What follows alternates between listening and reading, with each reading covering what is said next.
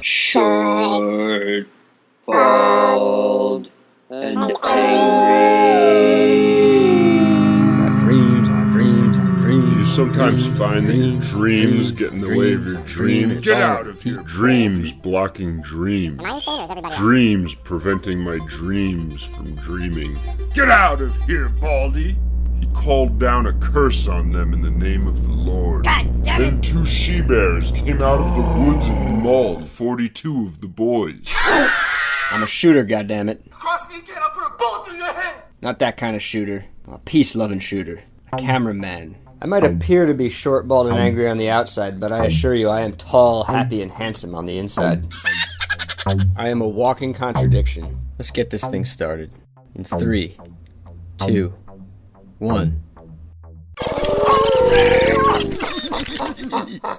Welcome to episode 13, lucky 13 of the Short, Bald, and Angry podcast. My name is Cinco. My guest today is Lauren Jaslow, aka Bullet Stringer. This episode was a pleasant surprise for me. I'm not sure what I was expecting, but I was surprised to learn that she comes from a journalistic background. So sure enough, we end up talking about journalism and media and the CIA and a bunch of other things that I did not expect to talk about. When I originally invited her on the show, I figured we would be sticking to entertainment and her work as a photographer and a producer. We talk about that a little bit too. But ultimately, I think most of this episode was a pleasant surprise for me. Lauren and I first met a few years back. Our mutual friends Shadi and Tev featured in episode 10. We're making a short film called Gloria, and they put out a last-minute call for an actor. Their actor had fallen through or something. I don't know what happened, but needless to say, they put out a call for an actor, and I was free, so I reached out, offering my own face, and they said, "Come out." So next thing I know, I'm filling a bag with some wardrobe options and hopping on a subway, heading to an acting gig. And Lauren was one of the first people I met on set. She was helping them produce their short, which, as you'll hear, producing is a passion of hers. As anyone who's ever worked on a shoot knows, as crazy as shoots can be, there's also a lot of downtime. So during some of that downtime, we got talking and realized we know a lot of the same people and do a lot of similar work. And we hit it off, became friends. And she's been on the move since then. I didn't really see her again after that for a while. But she was back in New York City for the Brooklyn Wildlife Summer Festival, and we've been running into each other more. And I'm finally starting to wrap my mind around who this character she's created for herself is. She goes by Bullet Stringer, and she explains what that is on this episode. Stringer refers to stringing words like a journalist. Her words are her bullets. But rather than explain that more, and perhaps get it wrong, I'll just let you listen to find out what she's all about. Some sad news this week. Stan Lee passed away, Monday, November 12th, 2018. I don't know how he passed away, but I do know he's been kind of sick for a while. Many of my heroes, including Todd McFarlane, have been visiting him in the last few months. I know this because of my Instagram stalking. Stan wasn't just sick, he seemed to be having a rough go at it in general the last few years of his life. He seemed to be surrounded by sharks and vultures all taking advantage of him. But I don't really know the details of that, and I don't want to say anything false. But what I do know is Marvel movies will never be the same without his delightful cameos. You know, that's become a real fun thing. You know, you go see a Marvel movie, you're just kind of waiting for that moment where he pops up in a funny time. Usually he would say something funny too. For anyone who doesn't know who Stan Lee was, what, you been living under a rock? I mean, I'm sorry if that sounds rude, but I mean, come on, man. Stan Lee, he created or co-created the Marvel Universe. His influence on comics and art is staggering. Along with legendary comic artist Jack Kirby, he co-created the now uber-famous and successful Avengers. You know, we got the Fantastic Four, too. The Incredible Hulk, Thor, Iron Man, the Inhumans, Black Panther. That's right, Stan Lee and Jack Kirby created the Black Panther. They also created my favorite team growing up, the X-Men. With artist Bill Everett, he created Daredevil, and with Steve Ditko, Captain America, and of course the beloved Spider-Man. Speaking of beloved characters, let's take Wolverine, right? Wolverine was definitely my favorite character growing up. Wolverine is known as an X-Man, but made his first appearance in The Incredible Hulk, and was not technically created by Stan Lee. But if you think about it, Wolverine never would have been created if Stan hadn't laid down the foundation for him to spring off of. I mean, Jesus fucking Christ. That list of characters that Stan did create is enough to warrant a ton of respect. But if you apply what I'm saying with Wolverine to all the other characters in the Marvel universe, then you can begin to realize the impact that Stan had. Then apply that logic to all entertainment, period. I'm fairly confident that even if people aren't explicit Stan Lee fans, their lives have been touched by people who were, at the very least, huge fans of Marvel Comics. There's so much more that Stan did than just create those characters, though. Too much for me even to go into here on this intro. But I do want to mention a few more things about him. If you've never read a comic by Stan Lee, I don't want to sugarcoat it and make it sound like his comics were the best written comics of all time. They're not. Stan was super corny, and his comics were full of too much exposition as far as I'm concerned. But believe it or not, he made some edgy moves back in the 70s. The Comics Code Authority, for those of you who don't know, was essentially a censorship board. They had turned all American mainstream comics into wholesome, shallow, censored garbage for years. This ended up forcing artists like R. Crumb to publish underground and independently, but for mainstream superheroes, this was kind of a flat period, a period of gross censorship. It really held American comic books back. So Stan Lee's signature was always to bring character flaws into the forefront, something many superhero comics didn't do at the time. All his characters had relatable imperfections and vulnerabilities. And in 1971, Stan wrote a storyline in Spider-Man involving drug use. When the Comics Code Authority wouldn't give him their stamp of approval, he went ahead and published it anyway. And lucky for him, the issue sold really well. Really, it's lucky for all of us, because this led to the Comics Code Authority finally loosening their chokehold on subject matter. So that was kind of a big deal. Stan the Man Lee, saving the day. Really, he was kind of a superhero, like the superheroes he created in that moment for American comics. And he helped usher in a new age. There are countless comic, animation, and movie professionals and creators who have been influenced by Marvel, who are more skilled at writing and storytelling than Stan was, arguably. But the point I want to make is that they might be better. They might have been better than him. You might like their works more than his, and you probably know their works more than his too.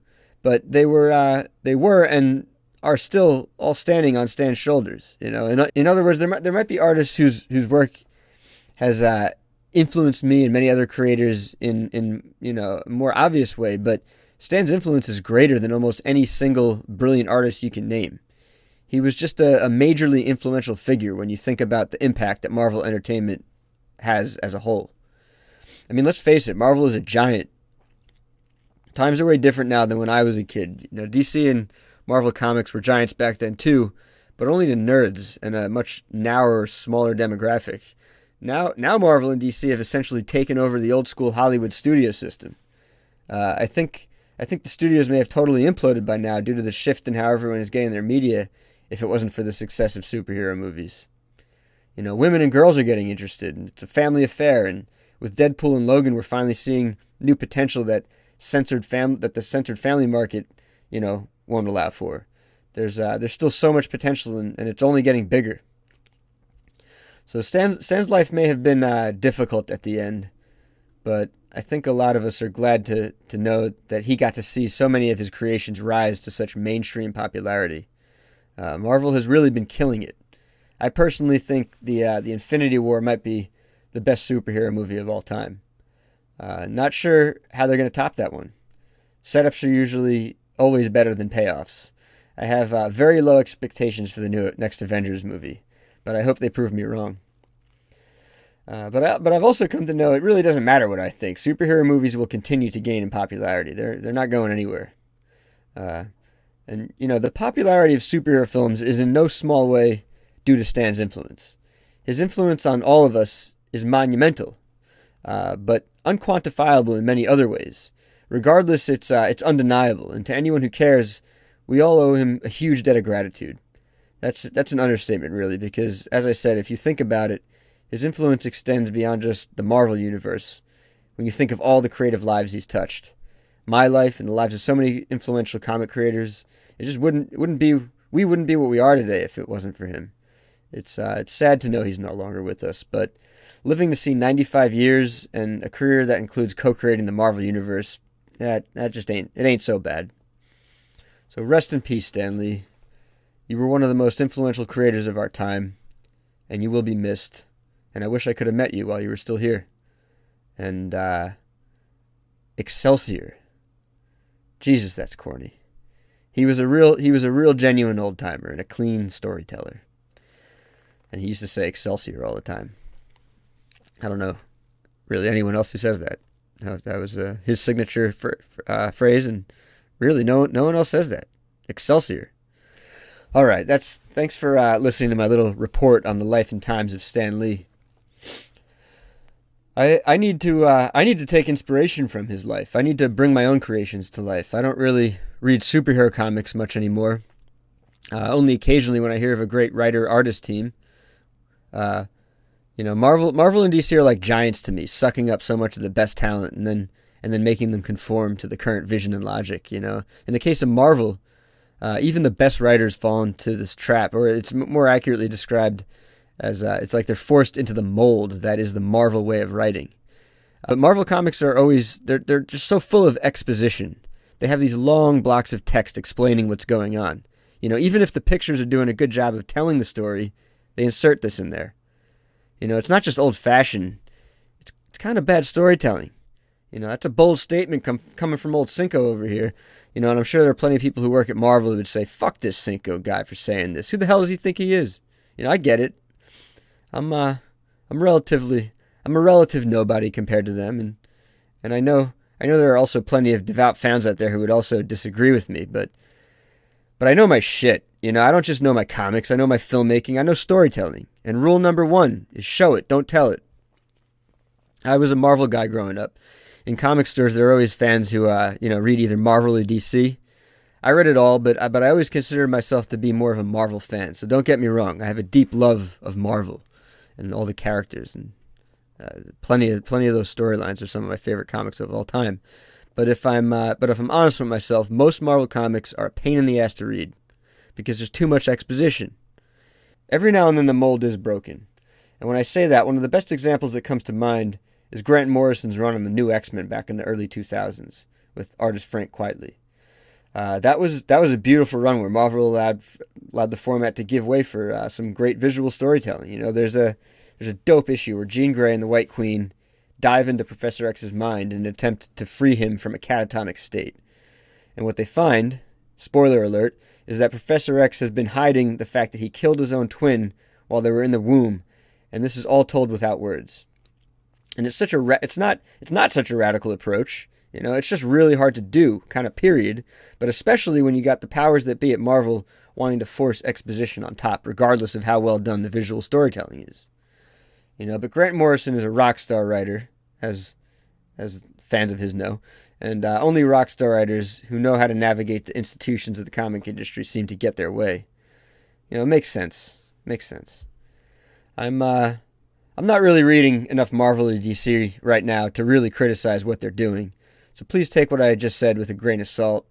I would like to go back and catch up, read what's been going on in the recent years, but that seems like an impossible task these days, and just too busy, and God, there's so much. There's just so much coming out. It's crazy. Just like movies, just like there's so much on Netflix and, just in general online. It's like the same thing applies to comics. There's just so much being made right now. It's insane.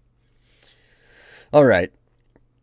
Was that just my longest intro yet? I think it was. Was it interesting to you? Was it entertaining? Did I entertain you? Was it informative? Was it bullshit? Let me know what you think in the comments. Correct me if I'm wrong. Praise me if I'm right. But I think it was appropriate for me to go in on some comic history and facts this episode, not just in tribute to Stan Lee, rest his soul, but because our guest today was at New York City Comic Con this year. Bullet Stringer was making her way around the floor interviewing comic creators. Because that's her thing. Lauren Jaslow has created a character, the character of Bullet Stringer, to engage in her own form of gonzo journalism. She's out there, people, reporting on art and culture. I'm sure she'll surprise you over the years. Reach out to her, invite her to cover your events. Get her to come your way. All right, it's about time to get this started. So without further ado, I bring you Bullet Stringer.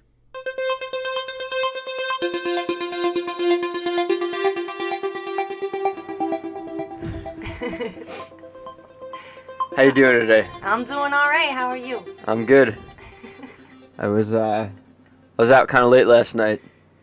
Oh, Henny had a listening party. Oh, did he? Yeah. How I didn't know about this. It was a secret. It's a secret. Oh, Henny. It's okay. I was doing other things anyway. Trying to get my life together. Yeah. Man, listening party for what? For his new music? Yeah, do you know a guy named Deuce Ellis? Deuce Ellis. I feel like I heard that name. He's produced his new album. Oh, okay. I don't know if they're considering it a new album or Like EP or what it is. I sat in on one of his recording sessions, and then the other time I was going to go to a recording session, but then he's like, yo, come to Afropunk the day before. Then they're like, come to Gamba Forest after that. And I'm like, yo, I'm not going to be able to make this studio session tomorrow. How are you going to be able to, you know? I wasn't even just out of mere tired, you know? Yeah. But yeah, I love O'Henny. I don't know how he does it or how anybody does it. Yeah, I know. Yeah, I guess some people never know how do any of us do any of the things that we do. But Yeah. when you love something, you just do it. Yeah. Yeah. Even if it means no sleep. Yeah, no I mean, he sleep. does it. He's always sleeping in weird places. Yeah. At weird times. That's something me and O'Henny have in common. You do a that lot. too? Yeah, I also sleep in weird places. I hope one day it will just all flip and I won't have to sleep in weird places anymore. But Yeah. until then, Yeah. yeah. So where are you from? Where am I from? I'm from all over anymore. But I grew up in Arlington, Virginia. It's right outside Washington, D.C. Yeah. Yeah. It's a weird place, but a cool place, but a weird place. I'm glad I grew up there, I guess. It's part of me. Is that where you have been lately? Or I've been all over lately. Yeah. I was just, before coming back into New York right now, I have been in Northern California for a while. And before that, I was in Chicago. And before that, I was in D.C. for a little bit. I bounce into D.C. D.C. is home, even though a lot of my family doesn't live there anymore. I don't really know where any of them are. But it's still home. I can just go there and get around and do what I am trying to do.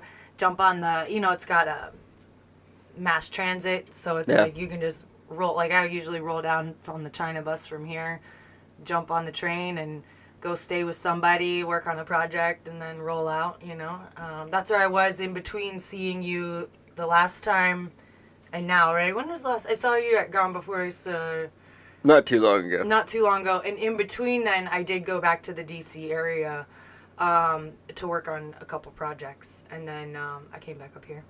Cool. Yeah. What kind of projects? Film stuff. So one project was just like a challenge. Joe Curbio, he is Astray Productions. He and I have worked on a lot of stuff since like 10 years, a little over 10 years now, I guess. He was producing and filming a music show that I was hosting. And we met through that, and as the magazine that was backing it with funds was kind of like, our little fun project and the recession are not going well together, so they were just like, yeah, this is going to end, and then sorry, people, this microphone. I'm sorry. No, it's okay. Microphone. I'm easily distracted like that sometimes. But Maybe we could just pause for a second. Okay, I'll cut we can this do that too. shit out. Yeah. I was hoping that was gonna help it. Made it more slippery. Oh, I see what happened. I gotta buy a new thing. That's what it comes down to. I was gonna say, I wonder what if I just hold it. It might come down to that. I would hold That's it. okay with me. You would get the one that isn't broken, and I would hold it.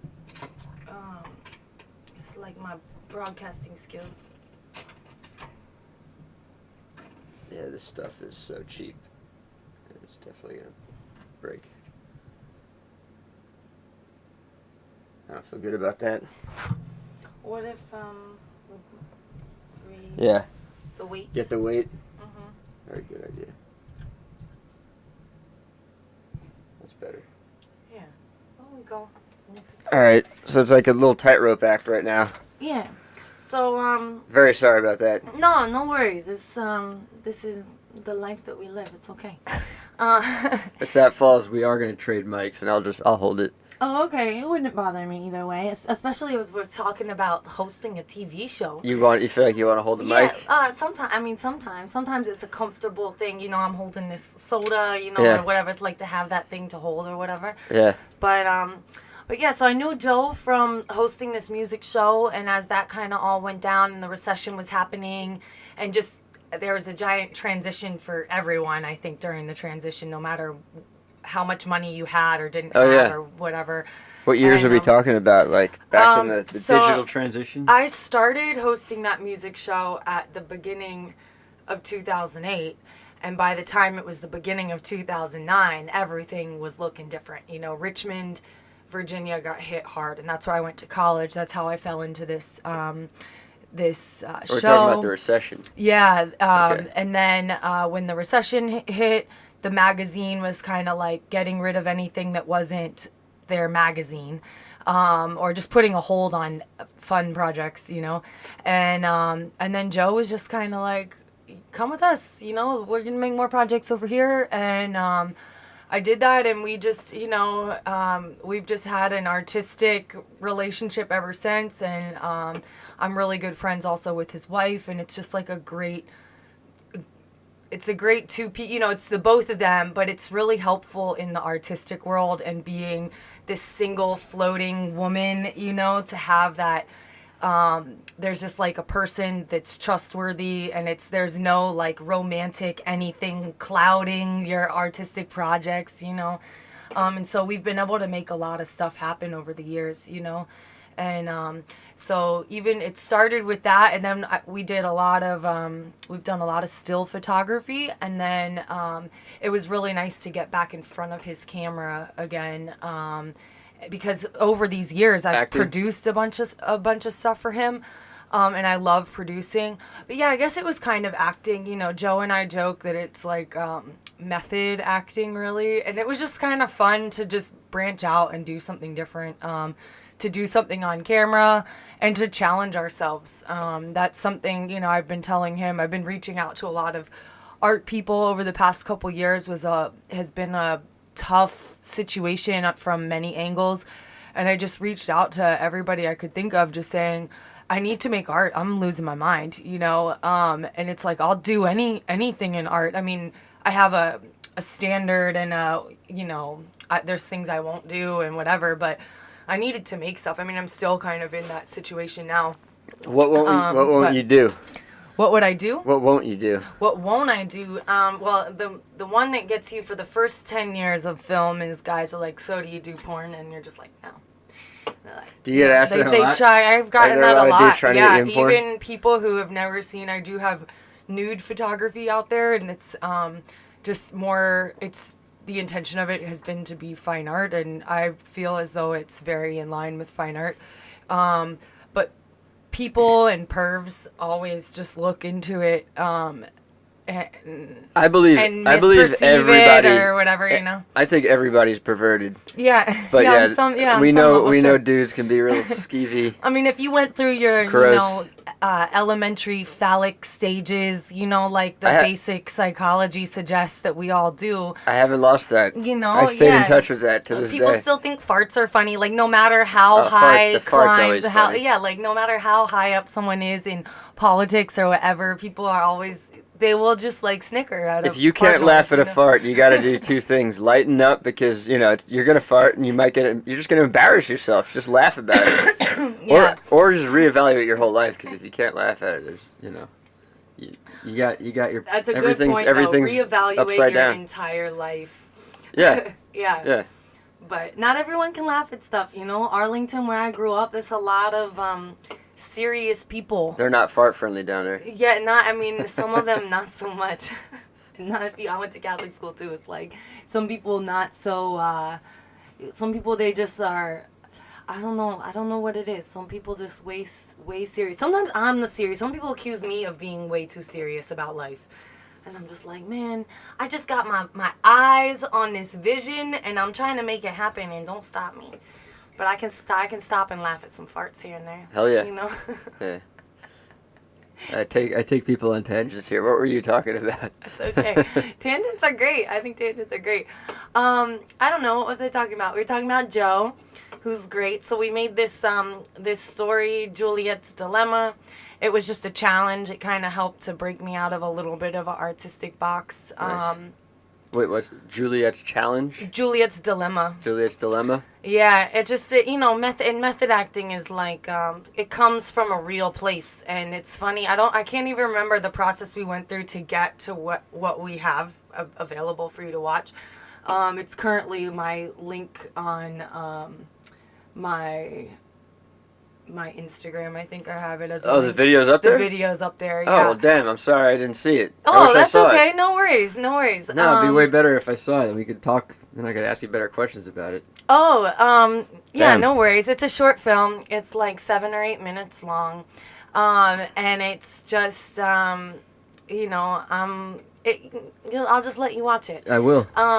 But it comes from a very real place. I've been just like hustling around doing whatever jobs I can do to make money, because everything I've been doing all these years leading up to kind of where I am at now has not been, the goal was never to be finished with anything by now or to have reached any level of success, and that's probably been the most frustrating part of my artistic journey, is that people always want to know, like, what are you doing, or why are you doing that? Yeah. Or, they want to see these tangible results. And I'm just like, when you're building something, it's like asking someone to see the magnificent home when you're still working on building the foundation of the basement, and you're like, well, look, I finally dug the hole, laid the plumbing, laid the lines for electricity, and now I'm putting the bricks around so that, water, you want to water seal that shit, it's like, you make sure that foundation is really sturdy and that thing's not going anywhere, like no Hurricane Florence is going to take that thing down,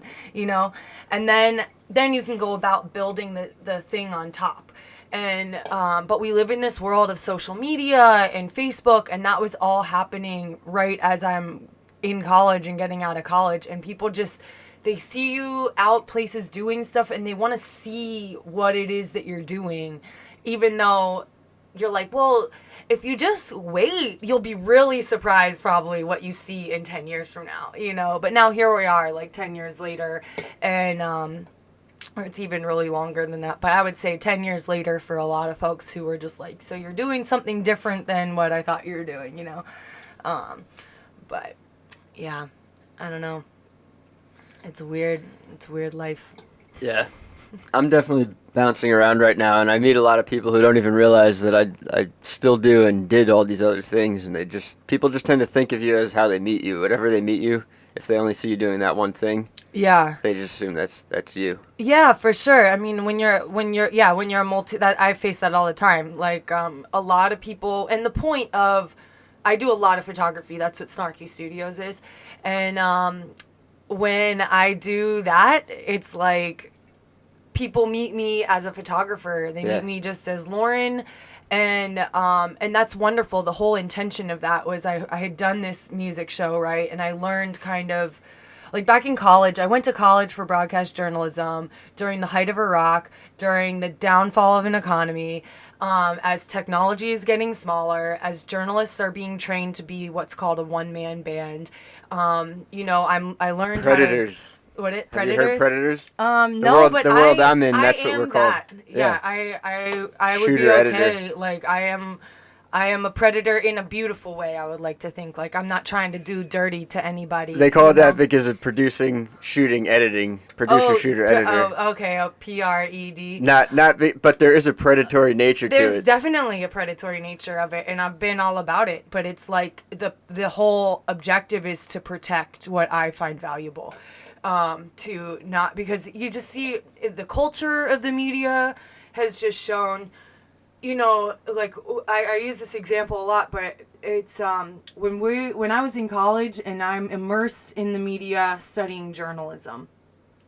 We have the Iraq war happening. We're not getting the actual news feed on CNN that I'm getting in my class, uncut footage from Al Jazeera. Okay, watching someone's neck get shaved off, like sawed off. like, that will affect you. Like, that's what's happening on the front lines. They can't show that on the news because especially then, but it was like, we all knew that there was this gap. We're not seeing everything. We're not getting the whole picture.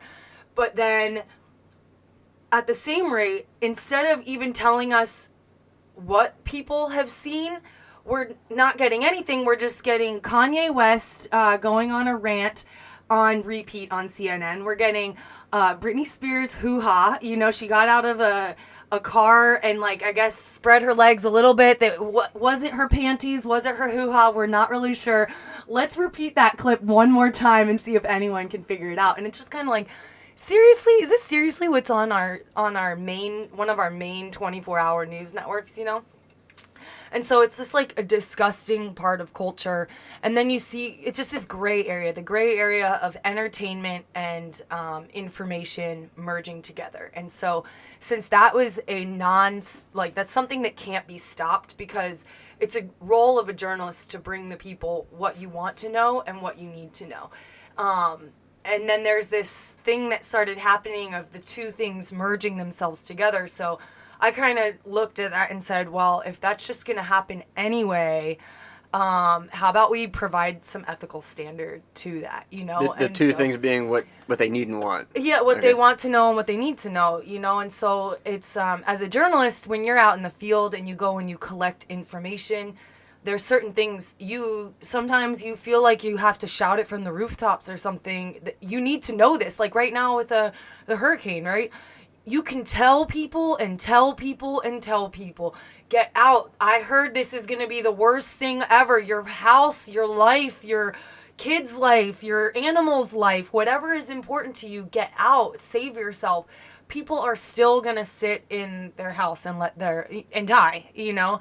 But you as a journalist have done what you can do to help them know it. That usually gets put in like the mayor or the governor's hands, right? Like, aren't they the ones who issue the evacuation? They issue the warnings, but it goes for just anything, any information you can ever collect. You know, my last one when I was in Chicago, it's like, you know, it feels like no one listens to you, but you're like, Mayor Rahm Emanuel is a horrible person. Get him out. Get him out of there. So that's where the journalists, I think, find themselves. It's like that place where they got to call something out. Yeah. Tarnish somebody's name. Tarnish a whole way of doing something. Maybe tarnish a whole country. God damn it. Yeah. I mean, I'm not into like tarnishing people's name, but what has happened over the years is I have this audience. I'm very largely rooted in hip hop.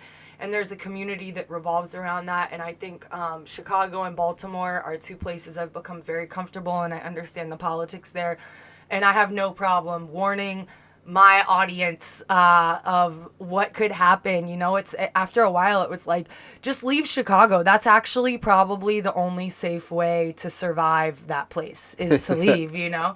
So I went out to Cali and did all sorts of things, but got out of that place. But, you know, he's not running for re-election, so I can go back to Chicago soon, maybe. We'll see what happens. Who is this guy? I'm not familiar with this guy. Who, Rahm Emanuel? He's the mayor of Chicago. Mayor? Yeah, well, I mean, you have the entire north side of Chicago is getting built up, super fancy, super nice. A lot of money is going into it. Meanwhile, the south side of Chicago is falling apart. Mm-hmm. And if you are unable to, in my opinion, if you are unable to look at individuals as human beings, and a community is a group of individuals and human beings, you know, that need to, you know, if you're the mayor, you're looking out for their safety, right? And everything. And what do you have in any community? You have families, you have single people with jobs. Yeah, you're going to have your little people that cause ruckus and whatever, but after a while, the structure of Southside Chicago is, it's a lot of single family homes, and they've just been abandoned. And then you have gangsters up in there squatting in people's houses and shooting people from abandoned houses, you know, or they shoot someone and then they run and take cover in an abandoned house, you know, and they just like, and then the police are too scared to go find stuff. And it's all comes back to a horrible heroin crisis that's just being unattended to. Like, the police know, I mean, you can't not see where the heroin problem is. There's fucking heroin addicts walking down the street ready to go cop their shit, and no one's doing anything about it, you know? And it's like, obviously there is a line of like 10 people waiting for their heroin dealer to wake up. It's 5 a.m. Can someone do something about that? That will help a lot of things, because that guy is calling the death of a lot of people, you know, and all the peripheral things that happen around many other drugs too, you know? But, just like they I don't believe cracked down on catching that Xanax. one person though. That's Not that one person. or even There's like more than saying that. the That's cops. just a small example into. Yeah. But yeah, The it's cops just such can't a deep, stop it either. It's such a deep situation in Chicago. It's also a very deeply racist town. It's one. You know, it's weird. The correlation I think of is very much to DC and Arlington. Like DC is when you look at it on the map from a long time ago, it makes a perfect square, and then you have the river running down in the middle at a kind of catty corner, and over time Arlington and Alexandria have broken off, and they're on the other side of the river, and they became their own thing. But at one point it used to all be one big square. And you have DC is 99% black, and at one point it was like the Arlington Alexandria half was like 99% white, you know, and so it's that segregation is deep there too. But you have the mass transit and the culture that has grown from that area, and because it's an epicenter of, you know, embassies and stuff like that, you have a transient multicultural population. And people like me, you know, I grew up just being like, I would just go wander through DC, you know, get on the metro, you know, it's like classic my stepdad, why don't you take the metro somewhere? And so I was like, I can do that? Sweet, I'm out, guys. I'm out of here. Is that, do you hear Ziggy in the background? Ziggy. He's a little kitty. He's my new little buddy, tiny little kitten.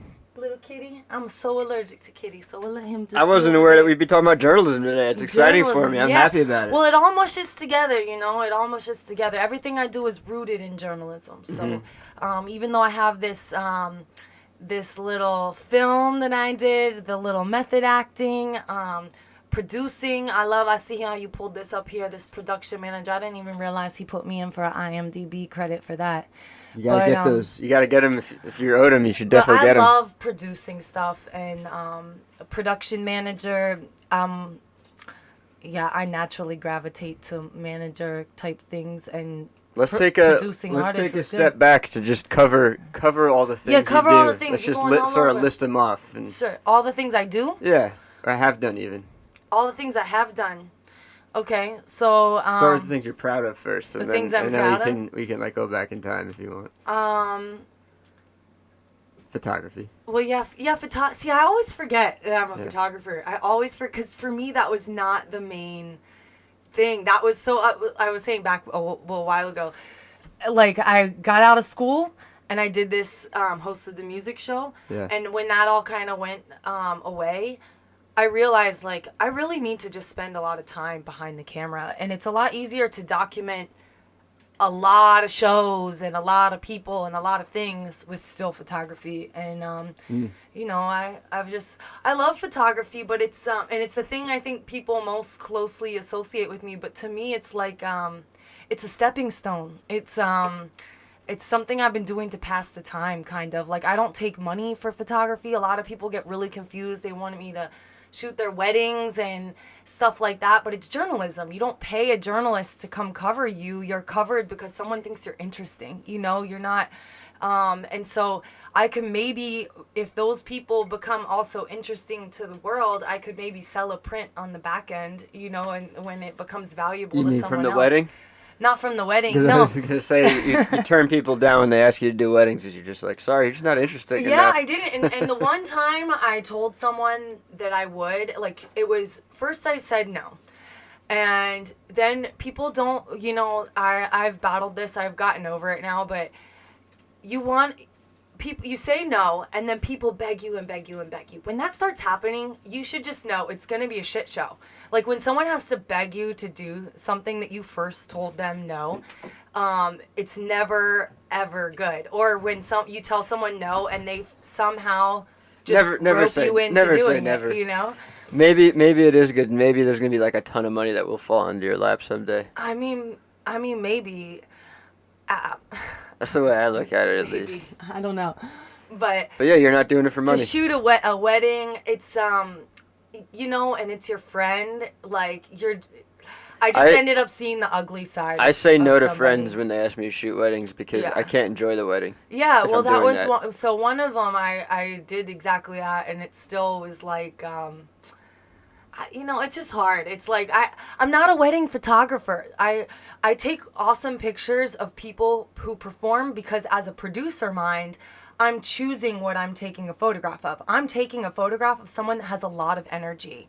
And no matter if they are on the shittiest stage in DC or New York or BFE, they have a lot of energy. You can make them, capturing their energy is going to be beautiful.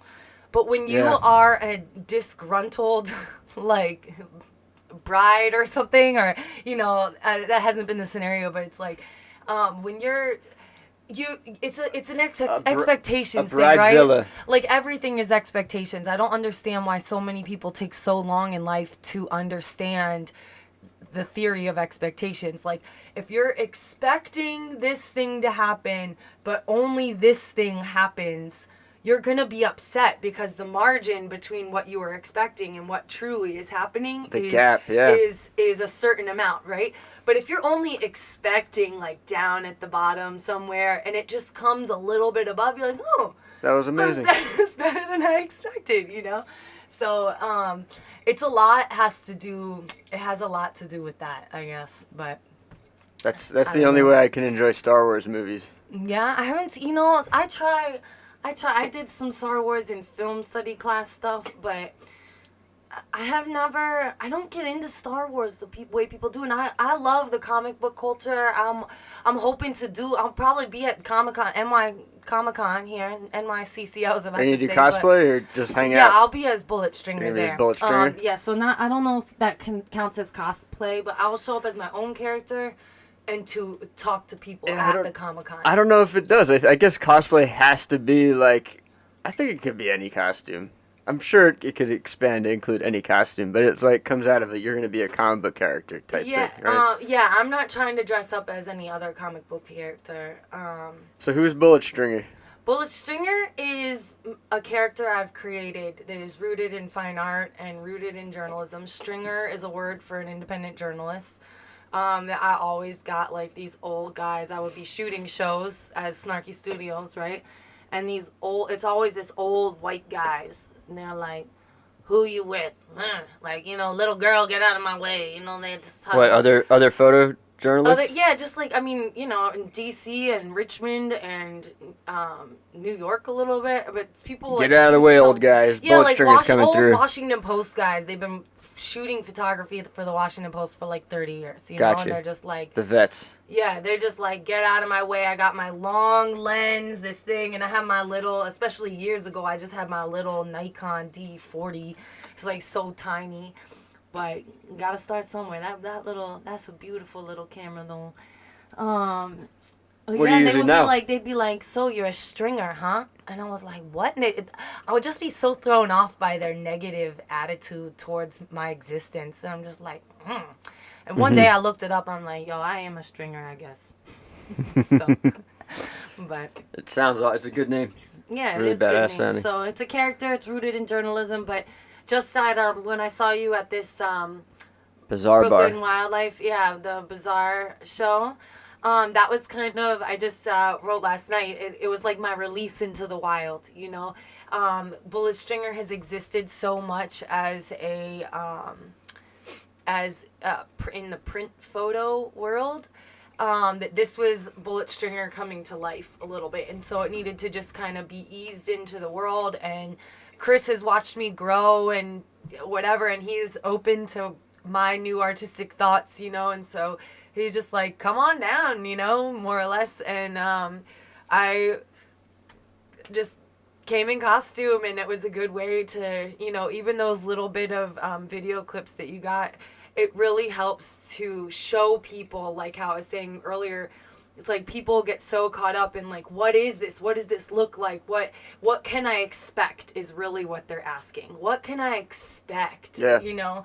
And now I've set a level of expectation for what that bullet stringer character is like in real life, you know? And so I think at Comic-Con, you'll be able to see another step of that. Bullet take it a stringer little with further? a microphone in her hand talking to other people. Got you. Okay. Yeah, and so it's gonna So pull you're gonna all be this doing back. you're gonna be doing a character. I'm gonna be in character, Doing talking like- to people, doing journalism. Gotcha. Yeah. All right. But Who's gonna shoot it? It's resonated, so I've been talking to Joe Carabio about doing it. I might Cool. need someone else to do stuff on the outside, but then Joe will be ultimately my how I get in. I think that we still have to figure all that stuff out. It's one, it's hard this to get like in there. play by play. We're still in the grinding stages, It's expensive. But, and it's expensive. But he and his wife, Carolyn is Curl's studio. Carolyn Bolevsky, Curl's studio. And she has been working comic conventions for a really long time. And then Joe helps Doing her what? write some of. She's an illustrator. Oh, cool. And So she tables. She gets a table yeah, usually. she tables. She's got all. I love her stuff. She's so That's my amazing at future. drawing. That's my destiny. I need yeah, to get that's there. your destiny. Yeah, Is there? Oh, it's okay. really hard to get in there though, and I don't really have I have the book, but it's not like a comic book, and I'm not right. really a name. You got to team up. It's with hard to get someone in there. else. Yeah, it's totally hard. She's worked up for years. Like Yeah. she was on Artist Alley, and I don't know exactly where she'll be this year, but I think she's on the main floor now. Cool. And yeah, she's got great stuff. And watching her grow, I love watching people grow. That's like one of my favorite things. Yeah. But and when I lived in Asbury Park, they came out the first Asbury Park Comic-Con. They came out to, it was little, it was in the bowling alley. And I've been up to, I actually worked their table for them. I think they were buying their house or something. They had to close on their house during the New York Comic-Con or something like that. And I watched their table for them while they went to go do that. But now here we are in like a new stage of life, and Joe and Carolyn have been there the whole time, just like Chris has been there the whole time. And they've watched and encouraged all of these pieces as they're coming together. It's a big vision I've had, and I've been very understanding that people don't understand, but now we're finally at a place where I'm like rolling into a more production phase where people will be able to see what this really is. And so we'll see. I'm excited. I love the comic convention, and I think it will be a first time. Like I had applied to go to TwitchCon. Are you familiar with Twitch, the platform? Yeah. They're having a convention in San Diego, and I was hoping to take this idea there, but it was like asking to do that before even they had seen anything, and so maybe something like what I'm able to do at the comic convention this year, you can take that footage and take it to TwitchCon. I have a little more honed idea of what I would do for TwitchCon. Because everything, the bullet stringer character is malleable in the sense that it's adaptable is maybe the better word, to different situations. That's the whole point of the character, is to help explain things in more detail. And So do you see this character as being like a free agent in the journalism world? Like anybody can hire you to cover an event? Yeah, or you could just hire a stringer, Lauren Jaslow. That's okay too. Just a regular, that's your regular stringer name? Just my regular stringer name, just my name, yeah.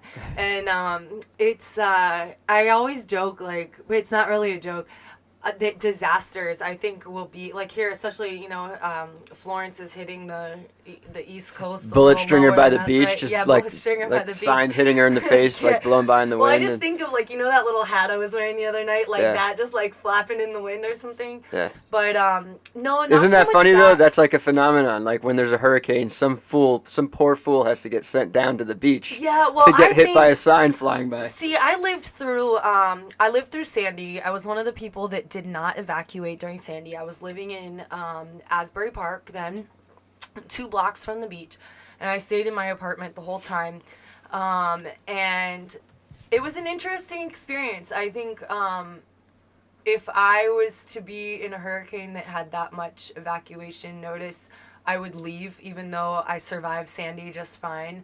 I would leave right away.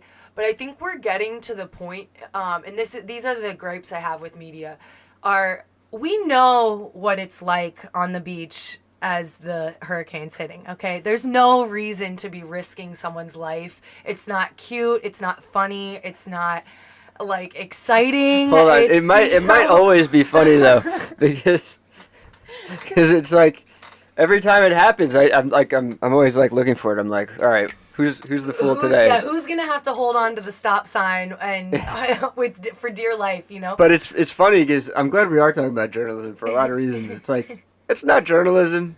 I don't count that as journalism when you get sent down to the beach to nearly get killed. Yeah, well, that's where I fall in this more gonzo journalism. It's like, what is the actual experience like of anything? And I prefer to spend my life saying, what are the vibes at the hip hop show? You know, is my preferred arena of telling people what the experience is like, or things of that nature, any sort of artistic stuff. And that's starting from hip hop. Yeah, starting from hip hop. But I do think that, you know, I have shown over time I'm very good in time of chaos, and just a lot of things are going crazy around me, and I can just think slowly and clearly. You're not with turning no down problem. You're not turning down the beach job. You're gonna go to the beach. Well, I'm not gonna go stand out there because I'll just be like, "Look, you're gonna." I think it would be funny to do as like risk all this. Okay, no, I don't think. I don't think it would be funny to do as just like a promotional piece, though, just to have like a spoof video. It would be very funny. Where Bullet Stringer's getting whipped around in the wind. Yeah. Because as a photographer during Sandy, I knew that this surge and stuff was coming. I was one of those people trying to go out there and get some shots when I still knew I had time to run 2 blocks back to my place.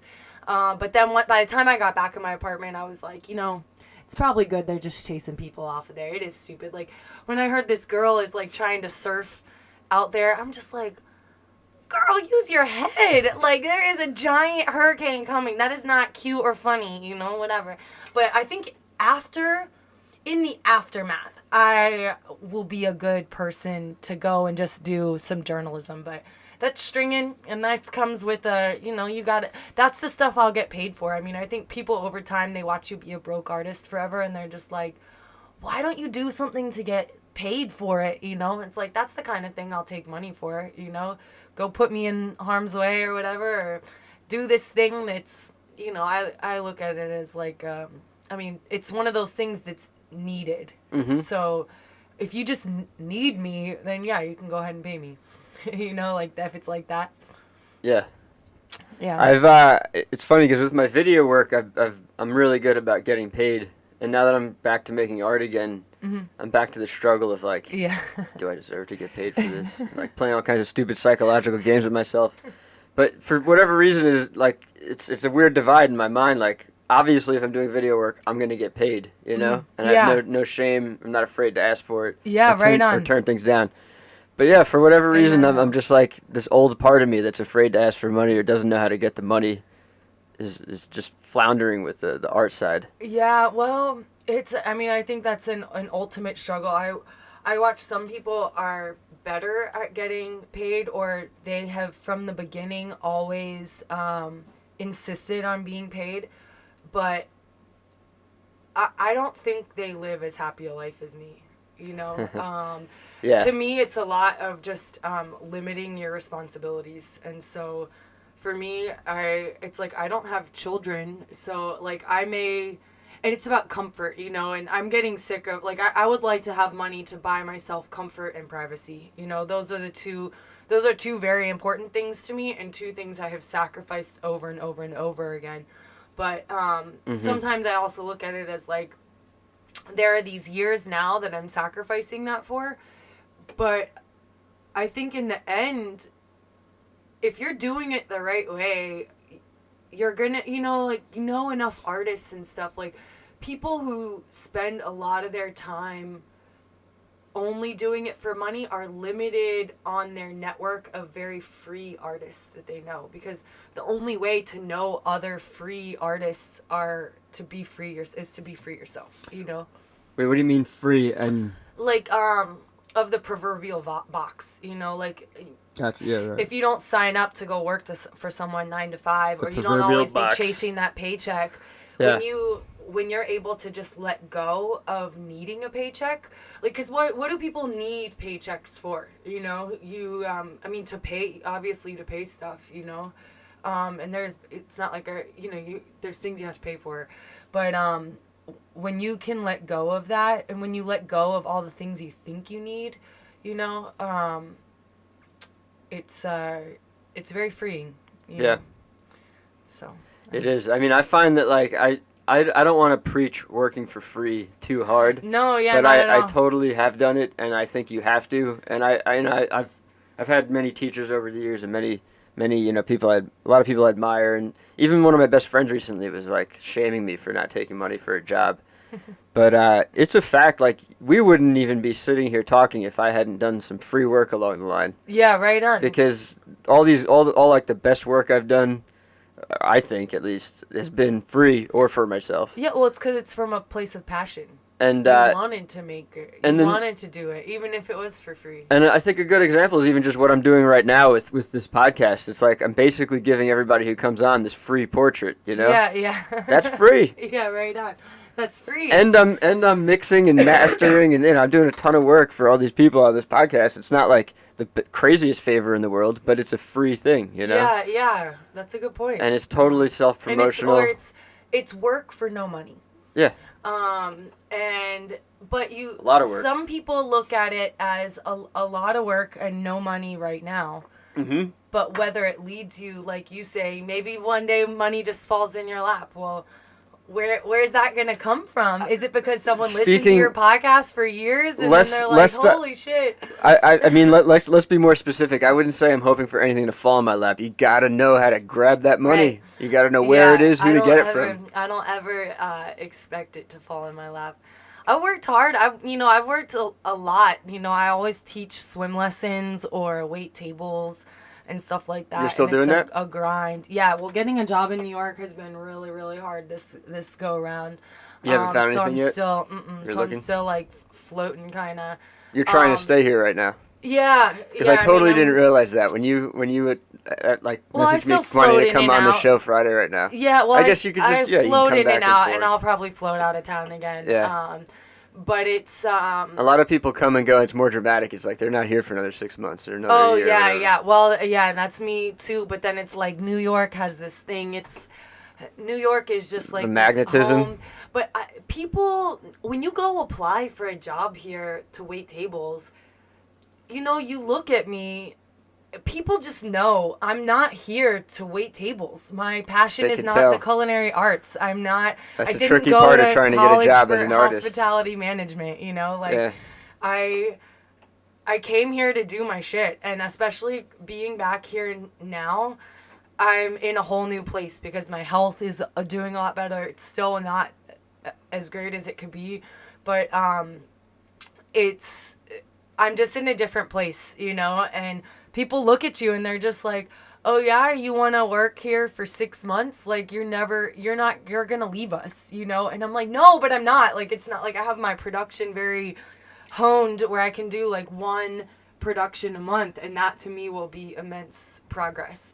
But I always feel really insecure. I get like this sense of insecurity, or even like I feel bad on a lot of the jobs I go out on, because I'm looking around. I'm like, it's not that I don't work hard. I'm working hard, but I'm looking around at other people working hard, and I'm like, this is their thing, and I am doing this. This is like the side shit to make sure that I could do the thing that matters to me. Yeah, for sure. It makes me feel horrible for so many reasons all the time. What, that you're doing the side work, or? Yeah, that I'm doing a job that someone else is like, that's their only thing, Oh, and I'm creeping in on it. And sure.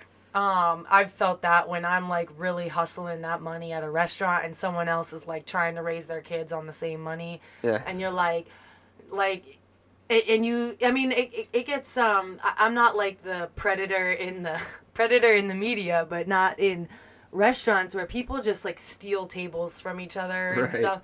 But sometimes, a customer that's a regular prefers me over someone else, and it's like, you feel bad, like, sorry, chick, like, they specifically asked for me, but, and yeah, that's their only thing, or that's the thing they're trying to excel at, but, c'est la vie, right? Mm-hmm. Yeah. Yeah. Yeah, side work though, I'm sick of it. That's kind of what Juliet's dilemma is. It's I'm just sick of it. Like I almost about applied, that? but I keep getting to these spots. Like I found when I was first looking to just leave California, I was only coming back to New York for like a week, and I was supposed to leave, and I ended up staying here. It's a long, complicated story for another time, but I what was I saying? I started thinking about this long, complicated story. Damn it! You got tripped up? Got tripped up. Yeah, I totally lost my train of thought just now. It's all good. But yeah. Do you want me to try to pull it out, or should we just keep I don't care. going on to some other thing? I don't know. I don't know what you got over there. I have this list. I don't know where we are on time either. I'm rambling in all sorts of circles. We're good on time and rambling and everything. So let's just go back in time then. Like, where you said you grew up in Virginia. Oh yeah, let's get this timeline. Yeah. I'm big on the timeline. So yeah, Arlington, Virginia. Yeah. Are you familiar with it? Or maybe in a movie I saw. You like politics or dead people? I love when people are like, aren't a lot of dead people buried there? I love dead people, and I love politics. Those are like two of my favorite things. Yeah.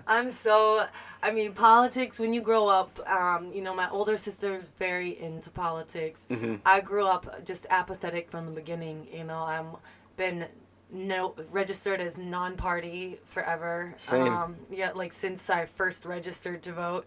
It's like I'm an independent thinker. Don't tell me to be on either team. I'm an eternal skeptic, independent thinker. I'll vote for the smartest person. Thank you. No matter which election we're talking about, in the school district, in the whatever. Like, don't put me on a team. I think I've always thought that's weird, but at the same time, I respect democracy so deeply, and I respect the two-party system. Even though I think a lot of people don't.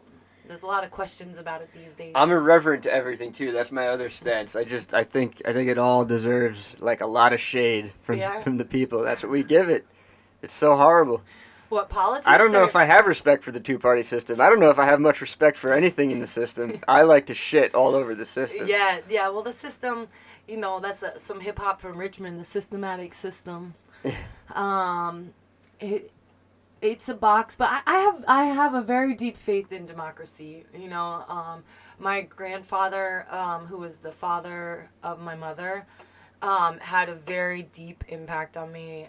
He's very involved in politics, and just the things he would say, the things he would remind you of, and it's funny, they just came out with something about the Bob Marley thing, and how I had heard a long time ago about the potential that there was like a nail in a shoe that gave Bob Marley the cancer or something in his foot, God. Right? And there was apparently it came out on the news something that a CIA agent is dying, and he confessed to being the guy that gave Bob Marley the shoes or whatever it is.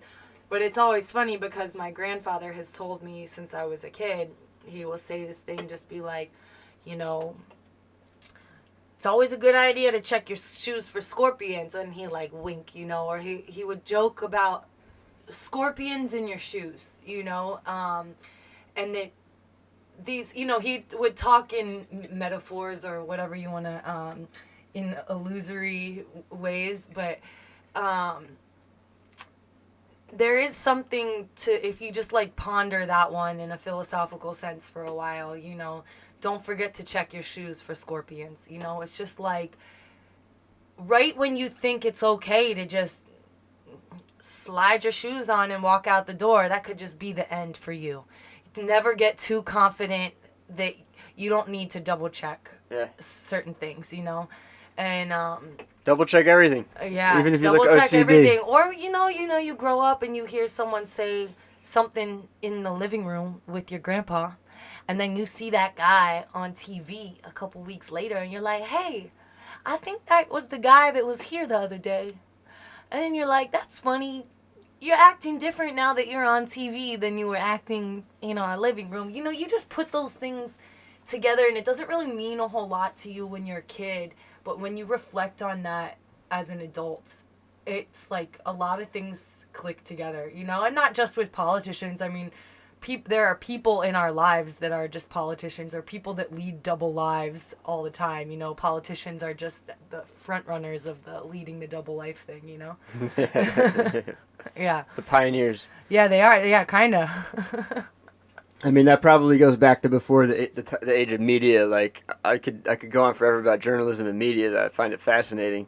But that shit existed probably forever. Totally. People living crazy double lives, deceiving for the sake of, you know, the public appearance to get whatever they need. Sure, and they that's. want, I mean, I feel like that's what truth is all to about. align with like, their shared interests with other, not like crazy institutions that have been around forever too. For sure. To me, that's what journalism is all about, is Breaking it identifying open. who do you think is withholding or Right. whatever. And there's stuff that you have to let go and just be like, I'm not going to be the guy to tear that kingdom down. Yeah.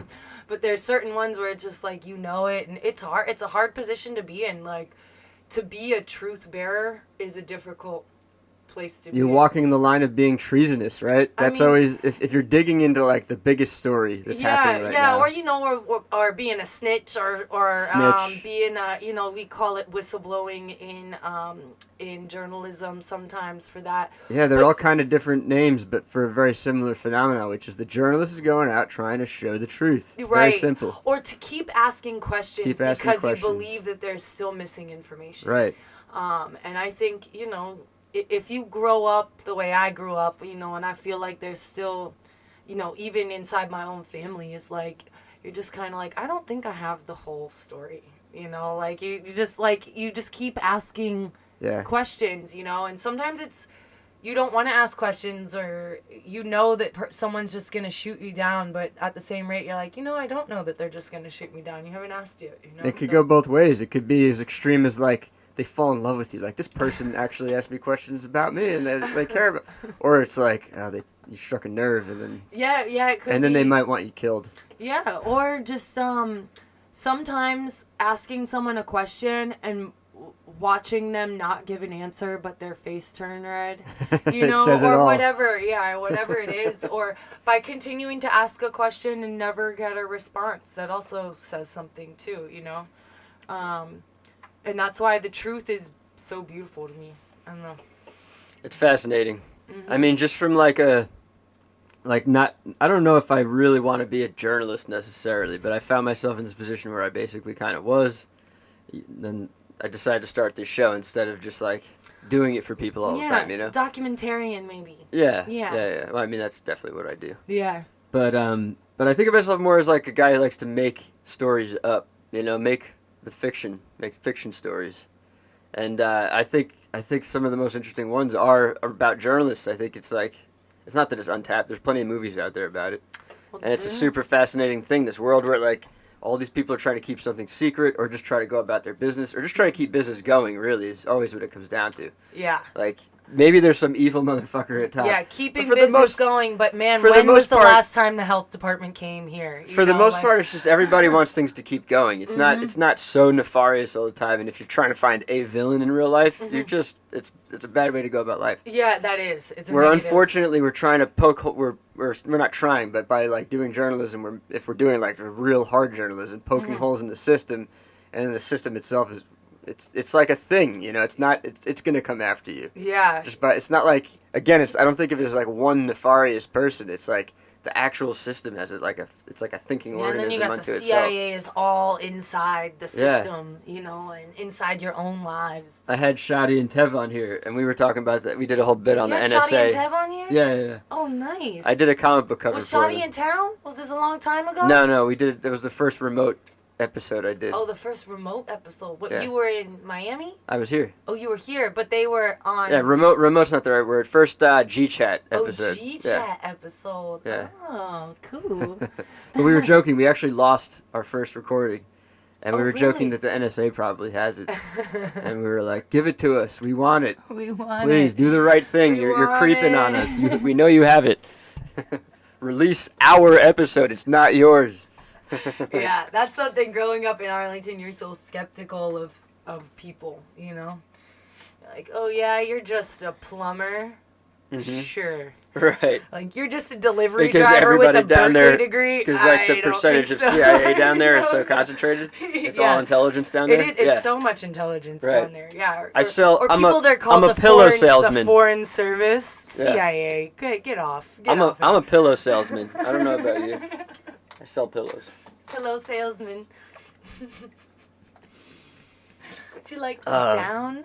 The down? I do or- find the CIA endlessly fascinating. Like I've read a bunch, watched a bunch, just I could think about it all nonstop. I think it's terrifying. I know there's good CIA people out there, but I Yeah. think it's one of the greatest. It also produced some of the greatest evil on this planet. I think so too. Yeah. Anybody that orders the death of other people or suggests that you should alienate yourself from all the people that you love, that encourages you to lead double, triple, quadruple lives. I mean, that's where it's at, right? Like it has to be there. It's someone It's manipulating at a point where the you level into of being mole. a manipulator. Yeah. You know, that's like, it's like so twisted. It's. You know? I mean, like what's it called? Taylor Soldier Sink. What am I? You know what movie I'm talking about? I'm Tinker so bad at Taylor movies. Soldier Spy. That was like Sailor, Soldier, that was a movie that really I think captured the way I look at it, which is the layers get so complicated that they don't even know where they are. They get so lost in their own game that it's scary for them. You gotta feel bad for them too in a way. Of course. I But mean, I it's, can't imagine, like, these people have, like, 4, 5, sometimes 12 different personalities or, what are they called? Like, just aliases. You know, like, I can barely keep it together with Snarky Studios and Bullet Stringer, okay? Like, it confuses people, but the thing is to not confuse people, but sometimes it doesn't confuse myself, but sometimes I send a wrong email. Like, I send people photographs from my Bullet Stringer, and I guess it doesn't really ultimately matter, but I try to keep my worlds, you know, I keep trying to keep all the photography in that my would be a Snarky major- Studios bin, you know? If you were a spy, that would have been. And that's you why just I fucked just, up. yeah, that's why We I gotta just tell take the her truth out. all the time, because I will fuck up. We can't have her operating out there anymore. Send in the other stringer to take Yeah. out the bullet stringer. Yeah, I learned that so early on in life. I also learned don't gossip about people because I have this loud, low voice, and someone is just gonna hear me. Like, they already heard me say, I've got the Hurricane 40s in my bag, you know? Like, it's like you give yourself away, but there's something very freeing, though, too. If you just live your life in complete honesty, there is nothing to untangle, and That's people where I'm can trying to accuse get. you of the wrong things. And you're just like, look, it's just simply not true. And if you want to keep telling me that I did that thing, you can go fuck off. You know? That's where I want to be. Totally, I want to be like open, more open and honest than I've ever been. And Yeah. I don't want people to be able to hold shit over my head or to hold shit No, over hell other people's head. Hell or no, like, yeah.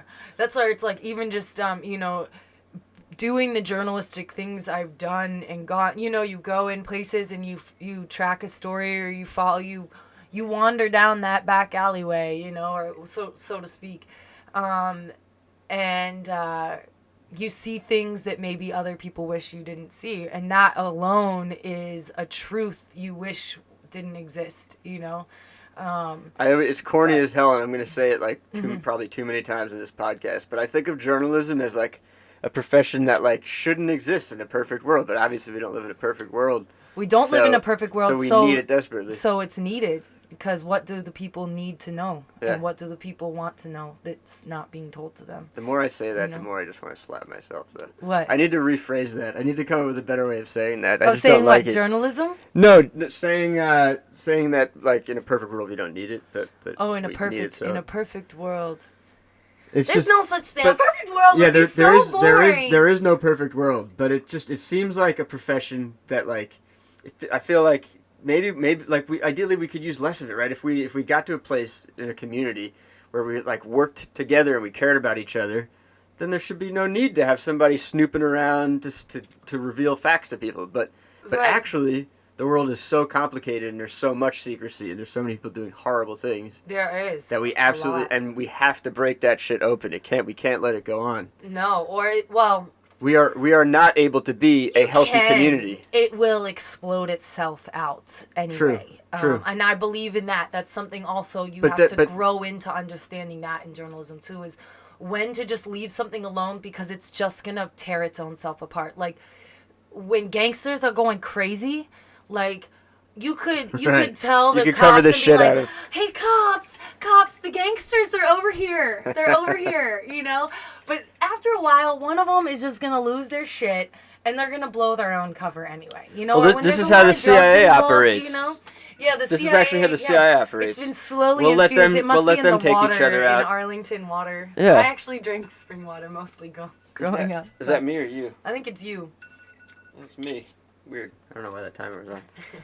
But totally, that is exactly how the CIA operates. They push money and fund terrorists and gangsters and drug dealers and they're everybody. recruiting. If you think you're applying for, you want to join the CIA and you go apply online, no luck at all, buddy. It's all a cover up for the cover up for the cover up. Like, they're gonna find you while you're doing the very task that they need someone else to do. Like, and tell you whatever they gotta tell you to get you to do it for them.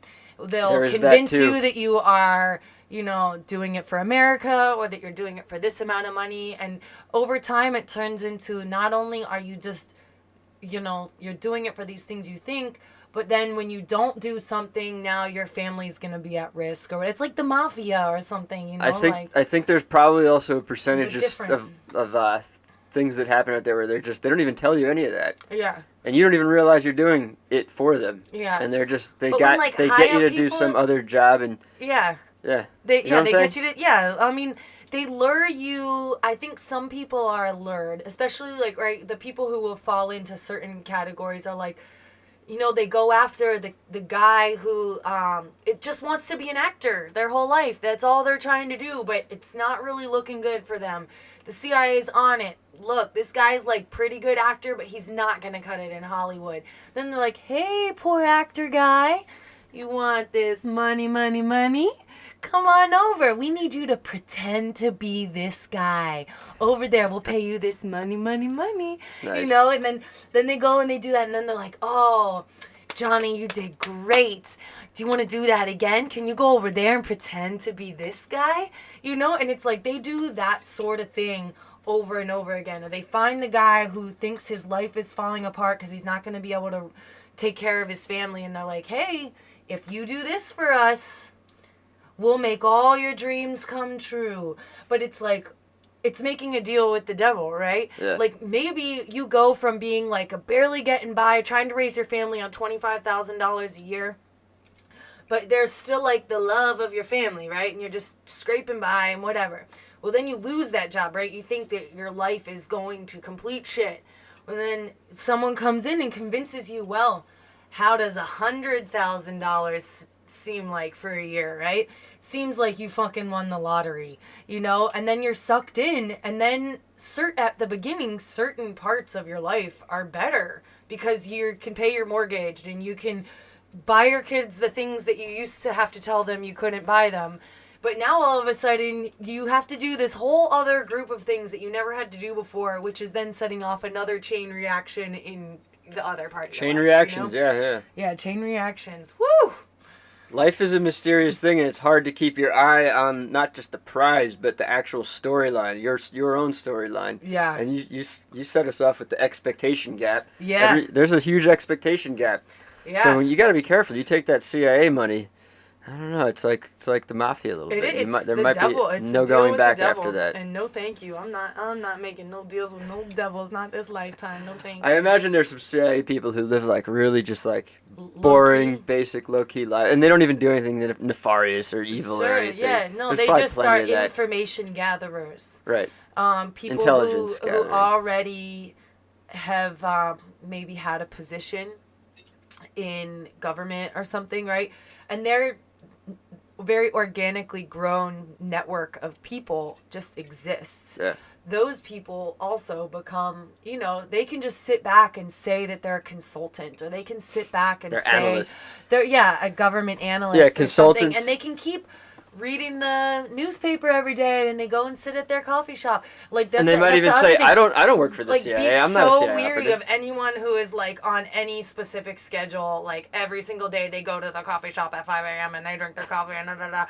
They're sitting there waiting to see what is the change in pattern. You know, they're waiting to see, especially in DC. You know, you have like anything. The same way, I mean, I'm sure they're all around New York too, but like they work for the paparazzi, you know, they're like the guy who just goes and sits at the corner, and when, you know, Monica Lewinsky shows up, they're like, yo, sweet, Monica Lewinsky's is she with Bill? They like plant that, go get pictures. She's on the corner of, 36th Street.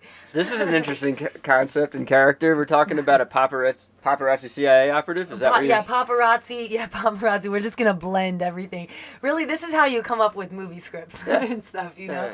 But it's You hang out with me. You got to assume like everything that we're talking about is going to inspire me because I'm inspired by everything. But everything is a movie idea. Totally. Yeah, everything. Totally. I should get that. Yeah, go ahead. Sorry about that. It's okay. Damn, we were. I liked where that was going, and I don't even remember what we were talking Brooklyn. about. It's good. It's good. I like it. All right. So we'll say we're about an hour in now. Yeah, right. Yeah, movie ideas. I love movies. I love movie ideas. You want to act too? I don't want to act. Not really. I will always help on But you like acting. someone's stuff. I like producing. I love. You're more producing. into producing. Yeah, like I looked at a job with Marvel, had a job opening. It might still be open. And I filled out the entire thing to be a producer for them. I'm fully qualified, and I think I will be awesome at it, but something just I didn't ever click that button. Marvel Movie Studios? Yeah, Marvel, Marvel, it was just for Marvel, but I'm guessing the movie half of stuff, yeah. Because, the comic... Film, TV producer. They keep them pretty siloed. They're, Yeah. But there's just something about getting lost in the shuffle and just, like, working for something with no heart, you know? I can't do that. I have to be, like, heart connected to what I'm making. And once you have me there, you've got me forever. I'll do anything, you know? But if I don't ever have that heart and soul connection, it's just never going to be what you expect, you know, or what you're hoping for. And so it'll just ultimately be a failure of expectations. Oh, yeah. But, I think I've learned that I'm going to be eternally disappointed by things in life, no matter how I situate myself around it. Like, not just my expectation gap, but just period. Like, things are going to disappoint me. It's just always going to be like that. And I'm trying to be less like that, but I can't help it. Yeah. That's part of why I became an artist, I think, is because I'm, like, disappointed by reality. Yeah. So I'm trying to make my own reality, but in the end, reality's still there. Yeah, reality. It's not going away. Reality's so great, and I think the more that you understand reality, the more the artistic soul, at least, desires to escape reality. Yeah. But then you always have to come back to reality because it's the best source of inspiration ever. Totally, I agree. Because it's just like, how is this real? And that's where, again, honesty and truth and stuff is just like, when you look at certain situations, and especially in this world that we live in with Instagram and people trying to have these like perfect Facebook profiles and paint the picture perfect family on their Facebook page and stuff, it's just like, the weird one to me is always when you know someone is having like a marriage that's completely falling apart, but they're still posting those pictures like everything's cool, or like, I love you, happy anniversary, you know, da da da da da da, this and that, and it's just like, it's just so sad, you know, and it's just like, that's when you want to just leave that thought and go into the world of make believe, because you're just like, reality is make-believe, or like what is happening from these people's perspective. I don't know, but yeah, fantasy versus reality. It's an interesting thing. I think with journalism, I feel like it's the only way to make good art, good stories. You have to be a kind of journalist. You have to go and dig, and even if you're making the most fantastical story, it doesn't matter. Like, I feel like my future lies in probably like bringing some like journalists on here who like put their life at risk for the greater good or whatever, and just sort of ask them as many questions as I can, and then put that into a movie or something, you know?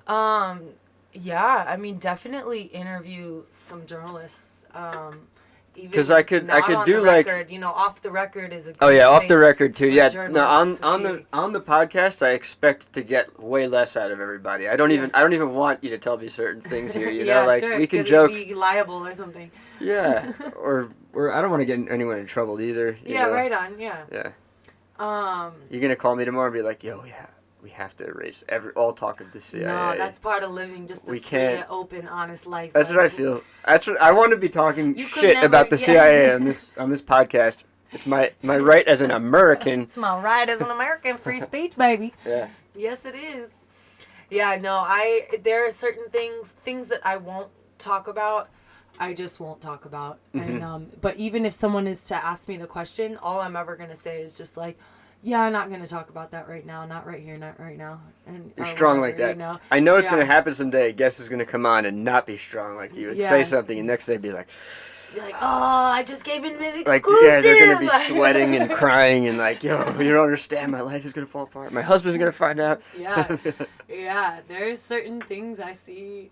I've seen it happen before my very eyes. Where you're like, or when a journalist that says that they're going to keep something off the record doesn't do that, and that's where Journalists can play nasty, I right? have, yeah, and I think that's fucked up. That's You're why not I'll into be a that. stringer forever. Yeah, like I'll go report on something for NBC or whatever. But the part about being a stringer is that you are not. You can say no to an assignment. You're not on their payroll. Some people are stringers, but they're just a 1099. They sign a contract to take assignments for a year or for 3 years or whatever. But that ultimately puts you in the same place as any other journalist. You have to go do whatever they say. Mm-hmm. No, that's where my artist kicks in. I'm like, you can't make me do nothing. But if I want to go do it, I will do it, and I will do it better than anyone else can, you know? Mm-hmm.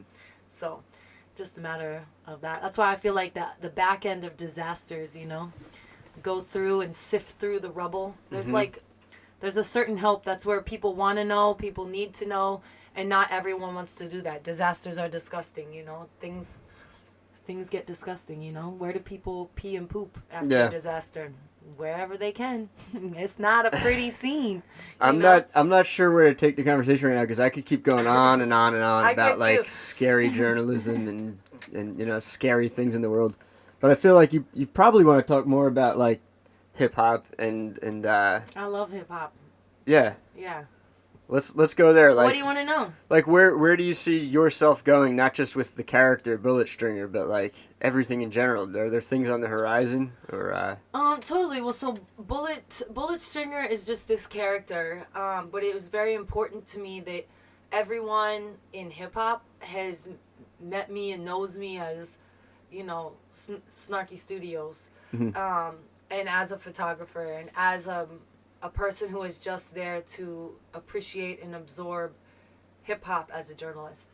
And so it makes it easier when you want to bridge that space between information and fantasy world, right? That's where the ethical standard is held down, part of it. What's that? Bullet, just that I am genuinely tied to them. It's a lot different. Like when you just go work for, say, MTV, right? And you can be a VJ, a video journalist, right? Of back in the day. They just put Nicki Minaj there. Hey, today you're gonna interview Nicki Minaj. Did you ever talk to Nicki Minaj before she's all of a sudden standing next to you and you both have microphones and everything you ask is on the record? That to me just is absurd. It's absurd for Nicki to be in that position, and it's absurd for the VJ to be in that position.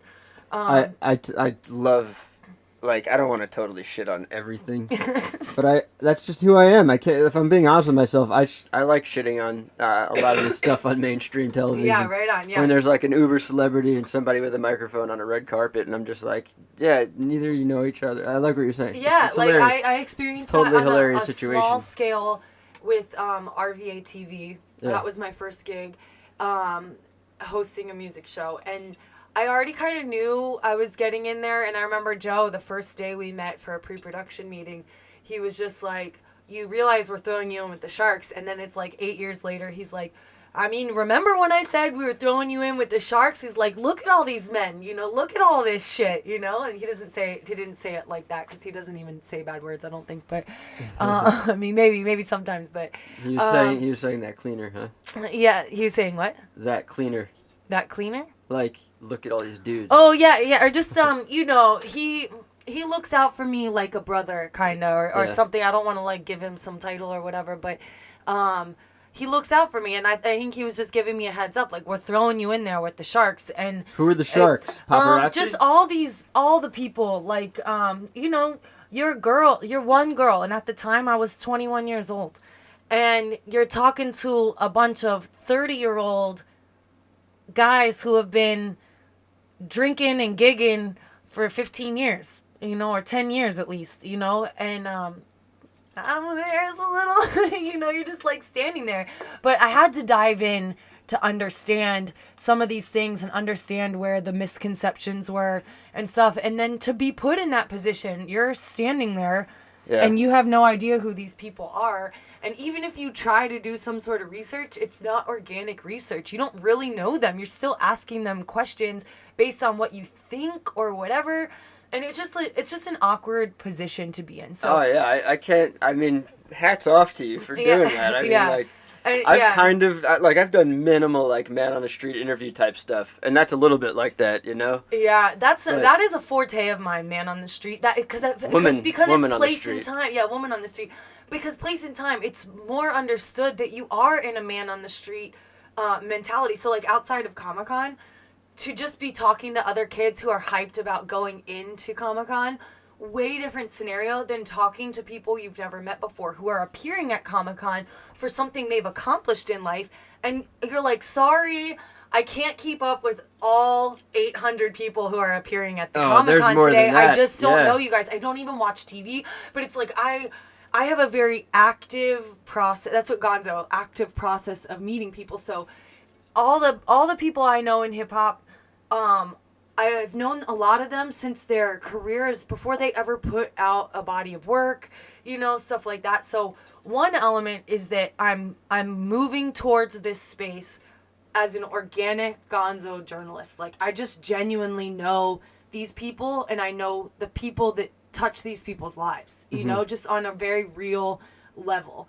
And then there's this other level that if we were already in this space of mixing information and entertainment, right? If we call back to when we're talking about Iraq War and Kanye losing his marbles and, Britney Spears hoo-ha, I like your markers. These are the markers that define American history. American history 101. It is. It is, sadly.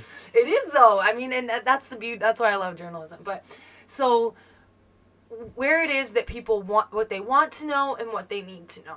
So to just be very basic about it, you have people like Flex Matthews. He's someone I've worked with in hip hop for a long time also. And just known him watched him at gigs and shot him as a photographer and talked to him in many capacities and seen him when he hasn't been performing, but we both are just watching someone else perform, and there's also something to when you're constantly sober at a lot of shows, and so is someone else, these other people, and you watch also as people's careers grow, they become like more sober, they're like, if I want to keep doing this, you can't be drunk every night, but yeah, when you get into this blending of spaces, someone like Flex Matthews just has his hip hop thing. He's very good freestyle artist or freestyle rapper. But then he has things that he holds close to his heart. And one of them, a really long time ago, he talked about, he was inspired by a girl he was dating. And she was a social worker. And she would talk about the human trafficking becoming a crisis. And that was 10 years before it was ever making national headlines, or maybe like 8 years before it was ever making national headlines. And he planted that seed in my head, and just said, this is what I'm working on. I'm inspired by this girl I've been dating, da-da-da. And he was talking about just making a project. Well, things like that, when an artist that I know organically, I understand where their brain and their heart and everything in their soul kind of stand. And then they have this other thing So human trafficking.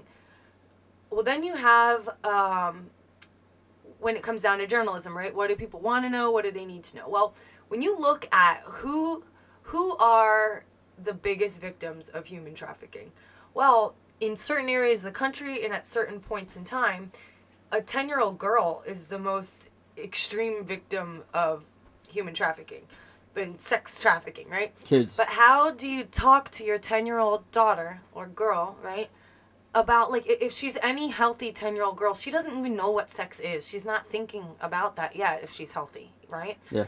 That, how do you tell her you're a victim of this thing, you know? Or you could be. Yeah, or you could be. Yeah, you could be a victim of this thing. Right.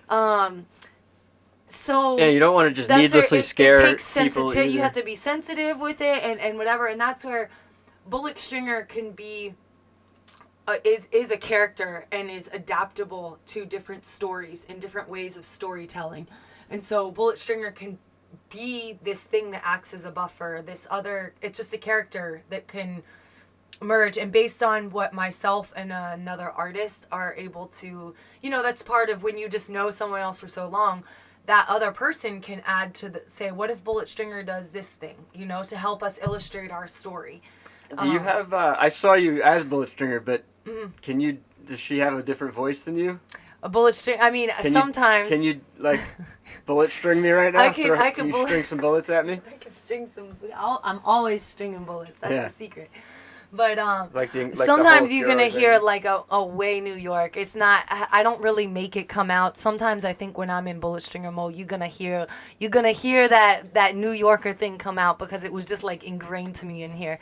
But bullet stringer can have different voices too. Okay. When I'm hustling, you'll hear more that New Yorker thing happen when I'm more hustling on the street, or when I feel like I'm being hustled, or when I'm around a lot of other New Yorkers.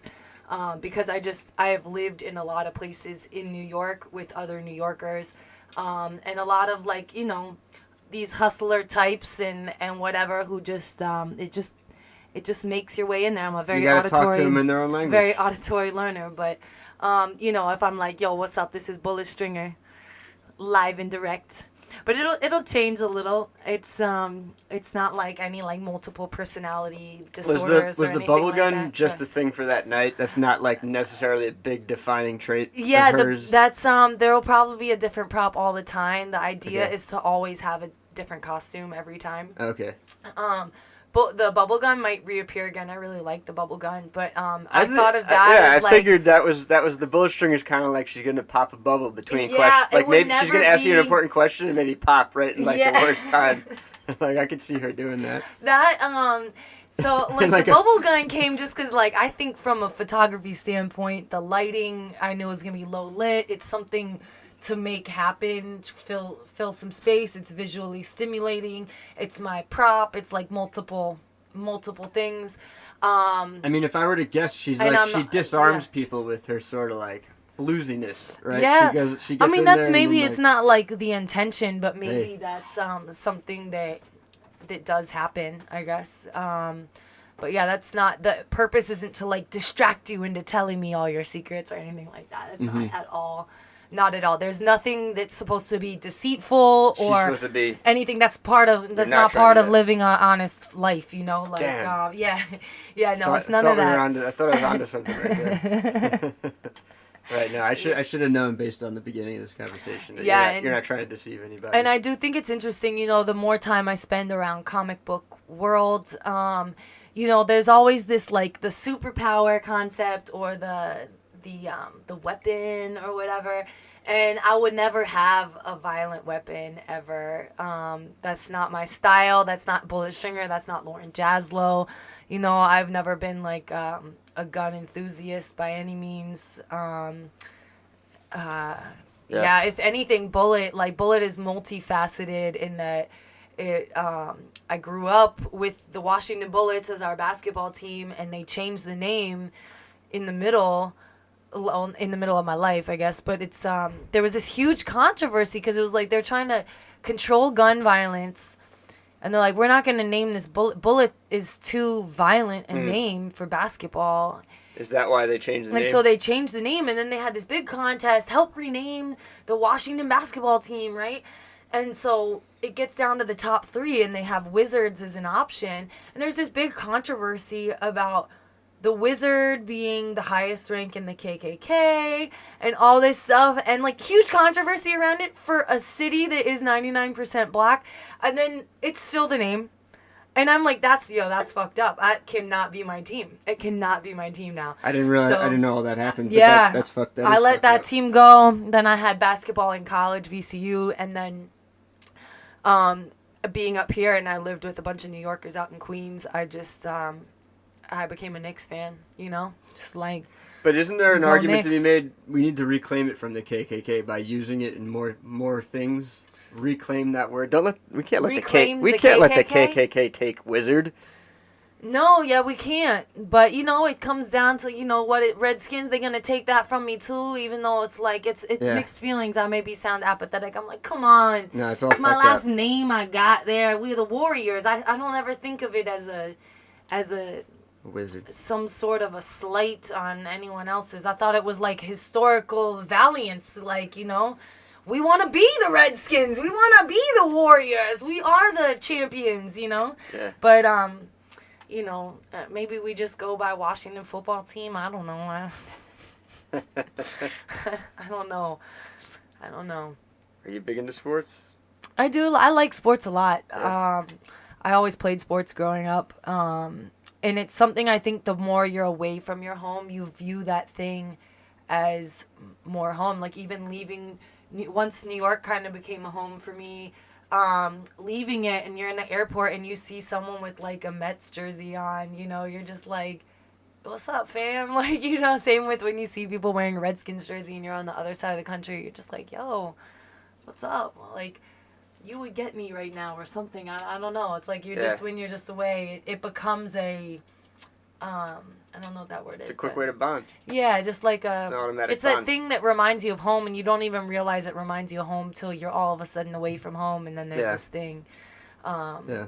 But yeah, basketball. I played basketball a little bit. My high school was a big basketball team, We should get on the courts. and I'll shoot basketball around a little bit. I always had a basketball hoop for a couple of the different houses that we lived at growing up, but I like watching basketball. I love basketball. Mm-hmm. It's just it can be high energy. Like my college basketball team, super good, and they were on they were climbing, you know, through the ranks during my whole time in college. So, and we didn't have football, and our school was very anti-football, which I thought was a blessing because it just meant like people who they just want to go to college for football don't show up at my college, and they don't show up at VCU, and it really keeps all the what I would consider like douchebag types, like just keeps them out. Like if all you want out of college is football, go fuck yourself, get out of here, get the fuck out of here. You know, like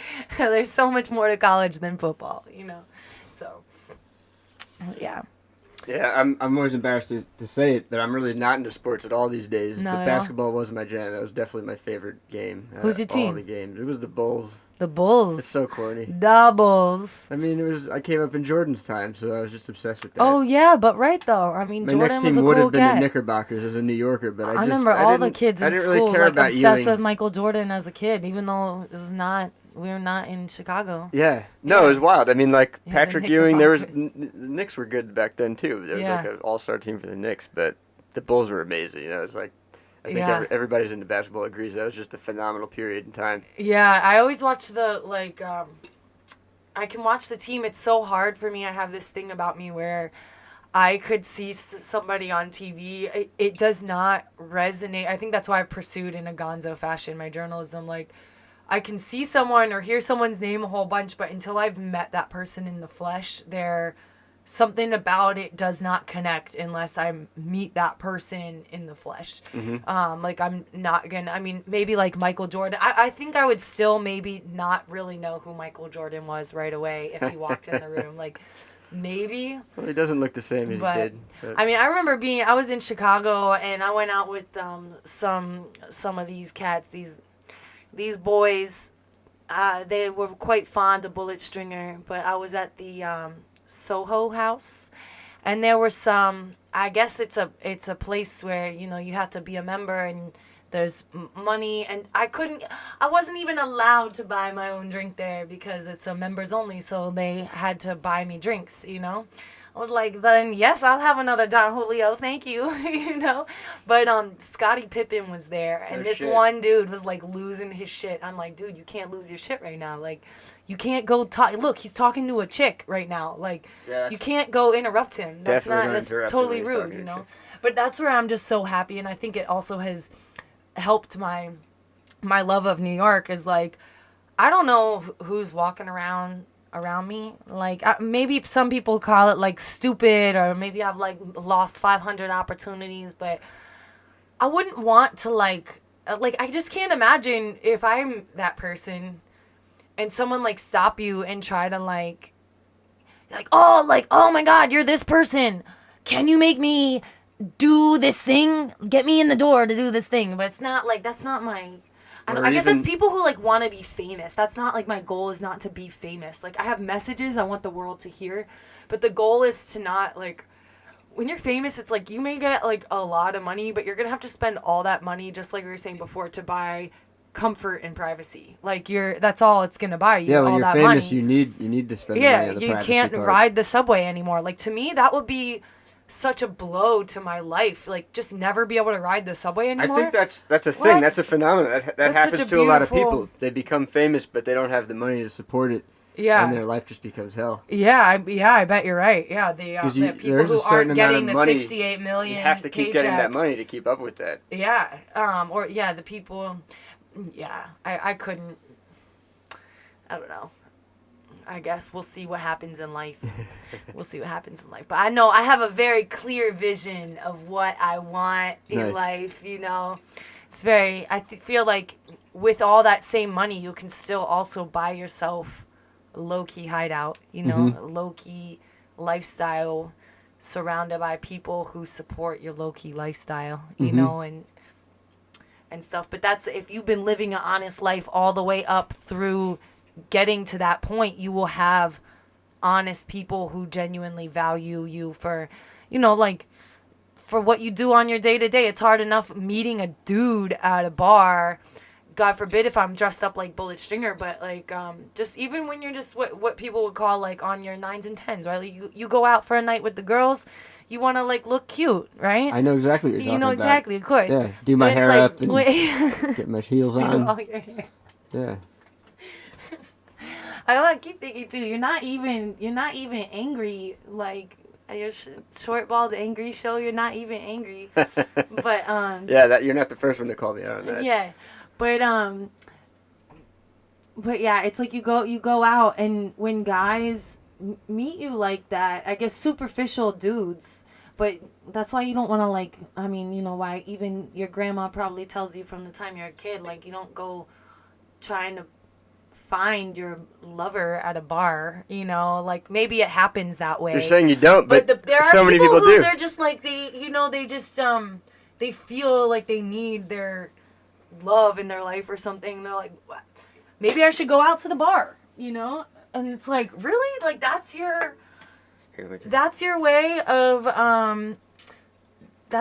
of problem solving that problem or whatever in your life. Like, hey, it's hard to find love. And, it's weird. Yeah, but so anyway, it's like people who meet you in that environment, and it's like I've fallen victim to it too, right? You're like, oh yeah, you're like cool guy, I met you through all my friends, and like, oh, all this stuff. But then it's like you have those moments where, to me, enjoying a nice evening or afternoon, like you're like, oh sweet, I have a couple hours to just like chill out, or like the end of your night to just chill out.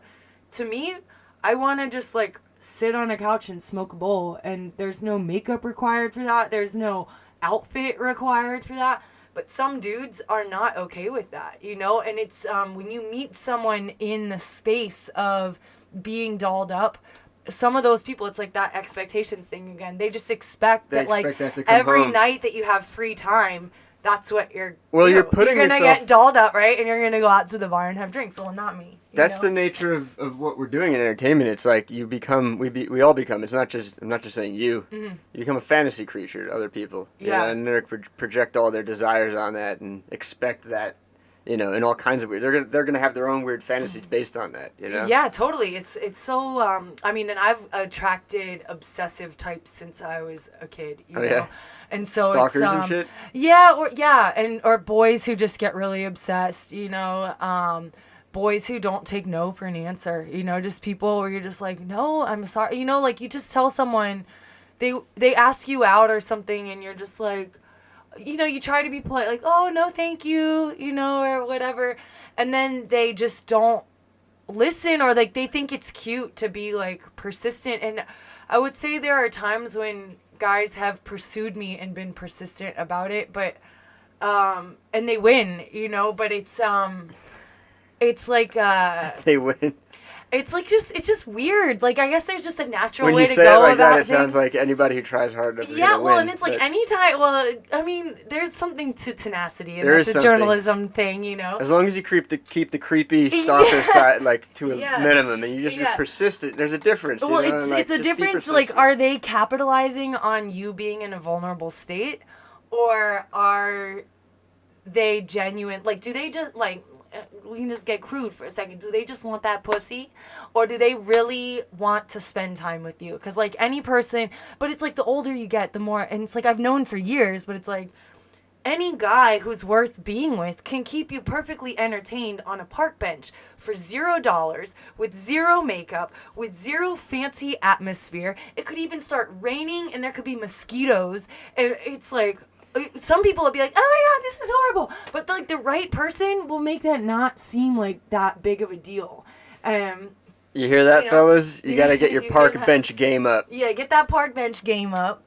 But it's so true. Like, I also think because just also going through this whole struggle and whatever, and I've thought this actually since college, is when people, like guys, try to go way overboard for you, and you're like try to take you out to like a fancy place and stuff like that. And I guess it's like, I just can't be impressed by that. Like, to me, it's like when you're like already in a relationship and there's something to celebrate or something, then it's like a surprise to go out to the fancy place and you have something to celebrate. So now we're going to like have someone come wait on us and bring us a bottle of champagne. 'Cause you're and celebrating. You're going to choose whatever you want on the menu because you're celebrating, and this is a time to relax and whatever. But like people who try to like wine you and dine you, it's kind of weird when someone makes not very much money and you don't judge them for that. You think that they're totally cool. Like you met them they also work at a restaurant with you, and you're like, sweet. Like, we both work at a restaurant that's like supposed to be this humbling experience together, right? And then that person is trying to like take you out for like a $300 dinner. It kind of just, you're just like, you irresponsible motherfucker. Like, there's no way this is a responsible decision right now because you're spending $300. Well, if it right, That's hold like on. 2 days of work. You Maybe, know? maybe it is. Maybe you're with mean, some maybe. loaded motherfucker. I Who, mean, it's like that's not even a fancy dinner to him, you know.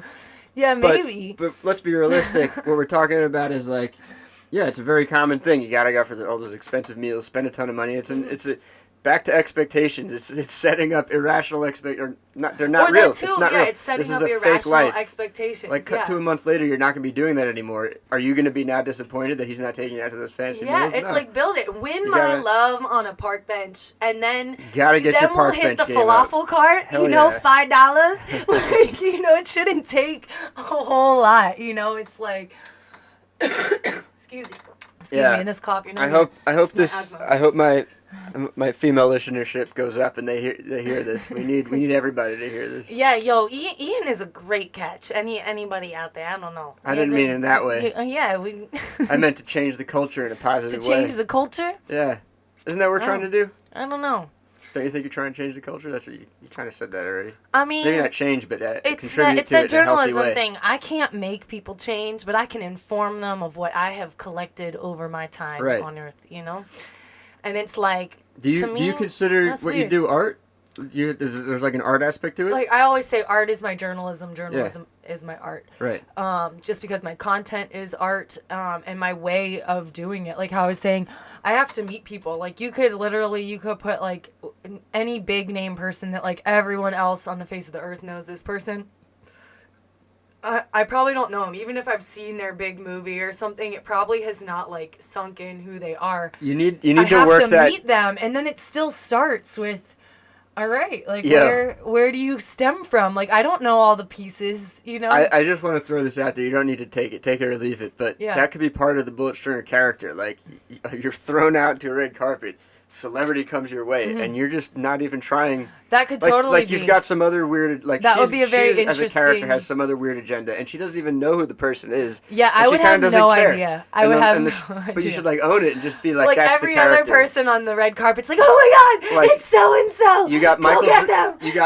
You got Michael Jordan, and you're just kind of like. Like, hey, who's your name? What's your name? I mean, yeah. Who are you here with? So what did you do? So what do you? I mean, but that is what it is, though, and I think some people. You say you play basketball? Oh, do you know my favorite player, Do you Scottie know my Pippen? favorite player? Scottie Do you know that guy? That's hilarious. Do you know that guy?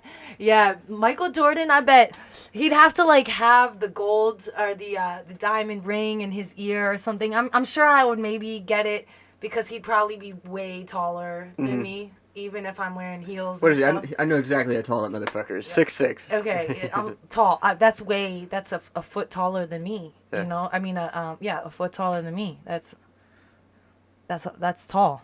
Yeah. You know, that's a lot. He's a basketball player. He's a basketball. He definitely player. plays basketball. Yeah. So Yeah, that would be kind of interesting. Yeah, I wouldn't know anything. Some people criticize it, but if you are the person being, I get positive feedback from people being interviewed that if you can let go, someone being interviewed that has a big ego is gonna be like, you don't know who I am, you know. And I've encountered that just in meeting somebody, and they didn't know they're like, you didn't know who I am, and it's just like, nope, sorry, dude. Like, you know, but it wasn't on camera or anything. That I wonder, but that's the kind of thing where honesty shows the truth, even when you're not trying for it. You can just say to someone in a very honest way from my end, who are you? What's your name? And they can just let their ego show, you know, and it's just going to show. You mean like if It's they like, get I all don't hot ask and bothered? anything other than my general curiosity, but someone who has a big ego is going to come tumbling down, you know? And so that's where some people can hate you for that kind of thing, but sorry, that's Well, part of what I mean, that's part of what I am and what I do. If you know? you're vying for people's attention in the entertainment world and in media and everything, Yeah. you gotta learn to roll. You gotta be smooth. You gotta roll with the punches. If somebody doesn't know your name and you're gonna flip out, then you're gonna humiliate. It's just you're destined to have some embarrassing viral content out Yeah, there's definitely you're destined. there. Yeah, You're destined. it's gonna happen. A lot of celebrities, I think, get really good at rolling with punches, though, right? That's the way it goes. Yeah, I don't know. I haven't I'm working towards that space, I guess. I think they're thick skinned. They're super And- thick skinned. Nobody has any idea how thick skinned they are because it's all just theory for us, you know? Yeah, Like, and some I think are softer than you might think. Totally. You know, I think a lot of people, I'm not like a famous celebrity, but I think a lot of people, if they just observe me from far away, I sometimes can have a very serious thing. A lot of people have told me my whole life since I was a very small child, wow, you have a lot of energy, you know. And like I grew up around a lot of like these hippie people and stuff, and they just tell me you have a lot of energy. And I think I've learned how to harness that over the years, but over time, it kind of scares people away, that much energy, or this. It looks like I'm very serious, but if you come over and just be like, hello, like I'm probably just in my own head, like thinking about something if I look really serious, you know. Then if you're like, oh, hey, do you want to, like, talk to my 2-year-old daughter? Like, I melt, you know? I'm, like, I'm not as serious at all. And I see that in other people, too, but... I think I scare people probably more than you, though. You think so? I'm pretty sure people want to talk to me Is that less where than the you. short, bald, and angry thing came from? No. Do you scare people on the train? They're like, don't talk to that guy. I'm drawing them, and then they get all creeped Do you out. draw on the train? Yeah. That would be so awesome. I read on the train mostly. I draw a lot, but not like you. No, I think just like, you know, if I'm just in a room, nobody knows who I am. I come across like kind of unapproachable. See, you don't I have to like that go at out of all my to way me. to like get people But to... I read energy like so much that you do not have that energy at all to me. But Yeah, not we everyone met, reads energy we met the way. on a shoot where, you Oh, know, our true. friends I brought us forget together. about this. We met under oh, like yeah, really... it was Shoddy and Tev. Yeah, and then we found out that Henny's a mutual friend. It was like good vibes. Yeah, and I forgot everything. about that. But if you were a stranger and I was at a party, you might... I don't know. We'll never know. Yeah, we'll never know. And now No. I just know you, and you're great. Yeah. Yeah, that's Yeah, that's funny. I don't know. Yeah, I think people definitely think I'm like, I've been told people think I'm like scary or like you seem so serious or you seem angry or whatever, and it's like, But you're not an angry person. like not at all. Like There's nothing not, there's nothing that you're angry about right now?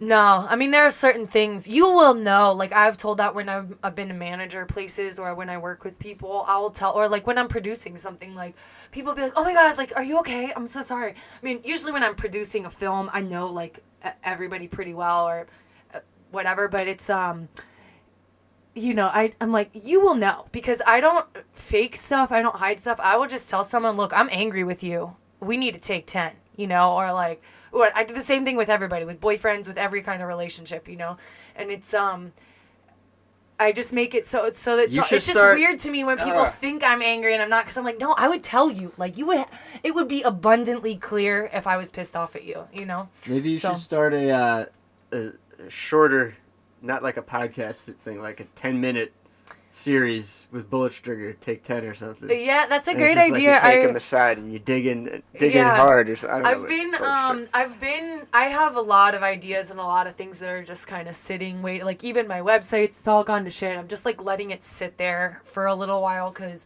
I'm doing so much that by the nature of the fact that I'm doing so much, 95% of it just has to sit there most of the time. Yeah, well, it all has to sit there because there are only a few steps to fix it all up into fancy. I have a lot of things just in line, ready to go.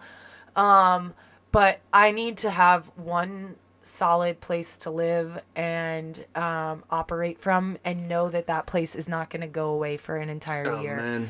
Because that has been the hardest thing, like my whole entire life, has been having a space that is private, that no one interrupts, that doesn't all of a sudden I have to move or this or that, you know. Moving is very detrimental to creativity. It's even when you're in the same house and you're forced to move without your, you know, nope, we're moving your room today. Like it's a horrible. It's very detrimental. To very detrimental to the creative like a practical process. ground level. I literally still don't know where like some of my shit is right now. Yeah, and like I wake up, I want to do this thing. I'm like, I don't even fucking know where that thing is. Yeah, and that's where through my artistic journey, I just have no things anymore. You know, it was jump started by I lived in this house and I had to there was like all this toxic stuff there, so like I had to just get rid of a lot of stuff. And then after that, I came up to New York and it was just like I've just been in a suitcase and my gearbox ever since. So I hope eventually one day I have just like a normal house to live in, but you saw me pulling your shirt out of the fucking suitcase over here. Yeah, well, I mean, it's cool. The cool part is, like, the more I'm in this, like, long hustle thing, it's like you hone the craft of it. I think it's good for artists to learn how to live like that. Just, like, I think not all artists need a space. I need a fucking space. Mm-hmm. But I think it's good to learn to just live out of a suitcase and be, like, super mobile. And just, like, able to move on the fly all the time. It helps you focus on certain stuff. Like, when you don't have any things to distract you, you can't do anything except for the thing you're trying to do. And also, after it, too, it's like clothes just come. People just give me stuff. So it's like... I just take, like, every single thing I'm wearing now, I've gotten in the past, like, couple weeks, and it's like just came to me free, and so I just get rid of other That's things what a in my friend- I was suitcase, telling and a now I have friend's- this stuff in there. You know, I got holes in everything right now. My friend was telling me the universe will just send you some clothes. Don't worry. I'm like, They I don't will. know that, will it? You have to truly be open to it and stuff, though. Yeah, and maybe it will. maybe kind of look for it too a little bit. Yeah. I was gonna say the mobile thing though isn't just for what you were saying. The minimalism helps you create. It's like just I think by the nature of production, when you're out in production, you're on the move, you know. And then when you're promoting, like whatever kind of thing we're doing, I think we all kind of have to experience it. Where we travel around the country, kind of just trying things, meeting people, doing us out there, whatever it is. Yeah, so gaining you just- perspective, I think, is a lot of it. I can't. Yeah. People who live in the same town their whole life, they never leave their town. What? Mhm. Like what? Even if your town is New York City, you never left this place. Yeah. Like you're like what? I mean, I never left this place, but I've been around a little bit. Yeah, I've Yeah. traveled around a little bit. I've seen some shit. Yeah, you got to. Yeah. Yeah, you gotta know even to know the countryside and stuff like that. Know what like sit in silence. You know, true silence. Not even just like the middle of I used to live even way past here where we're at now, out in Queens where the train doesn't even go, and at You nighttime found silence out there? it's a Still that out strange there. silence. That's like I could write like a whole book on that concept alone, the strange silence of Maspeth, Queens. But it's like it's still Got a good not ring to it. complete silence, you know. Oh yeah, complete There's silence. still hums and stuff like that, and Even when you're out in the woods, there's not really complete silence, but but it's way quieter. Oh, it's way quieter. It's a stillness, you know. Yeah, there's other places, or even that's where like a huge meadow. If you're Yeah. out there, you're much more likely to have Do you meditate? silence. You meditator? Meditate? Yeah. Oh yeah. But I'm a more active meditator maybe. I mean, I can sit there and like find my space and my peace. I do it all the time on the train or in traveling, but yeah, I meditate when I'm running or like exercising and stuff like that. But you're not like a transcendental meditator who sits down and just 15 minutes silence, no talking, just alone. You don't do that? Well, I always say like the beginning of my day is like a meditation. For a long time, like since college, I learned then when I was doing a news program and I had to be up and I had to have read the news and watched the news and know everything going on before my 8 a.m. news day began. And I learned that As a if journalist, I got that's up, super important. Yeah, you have to. I learned that if I got up at 5 o'clock and went for a jog and have like that moment to myself,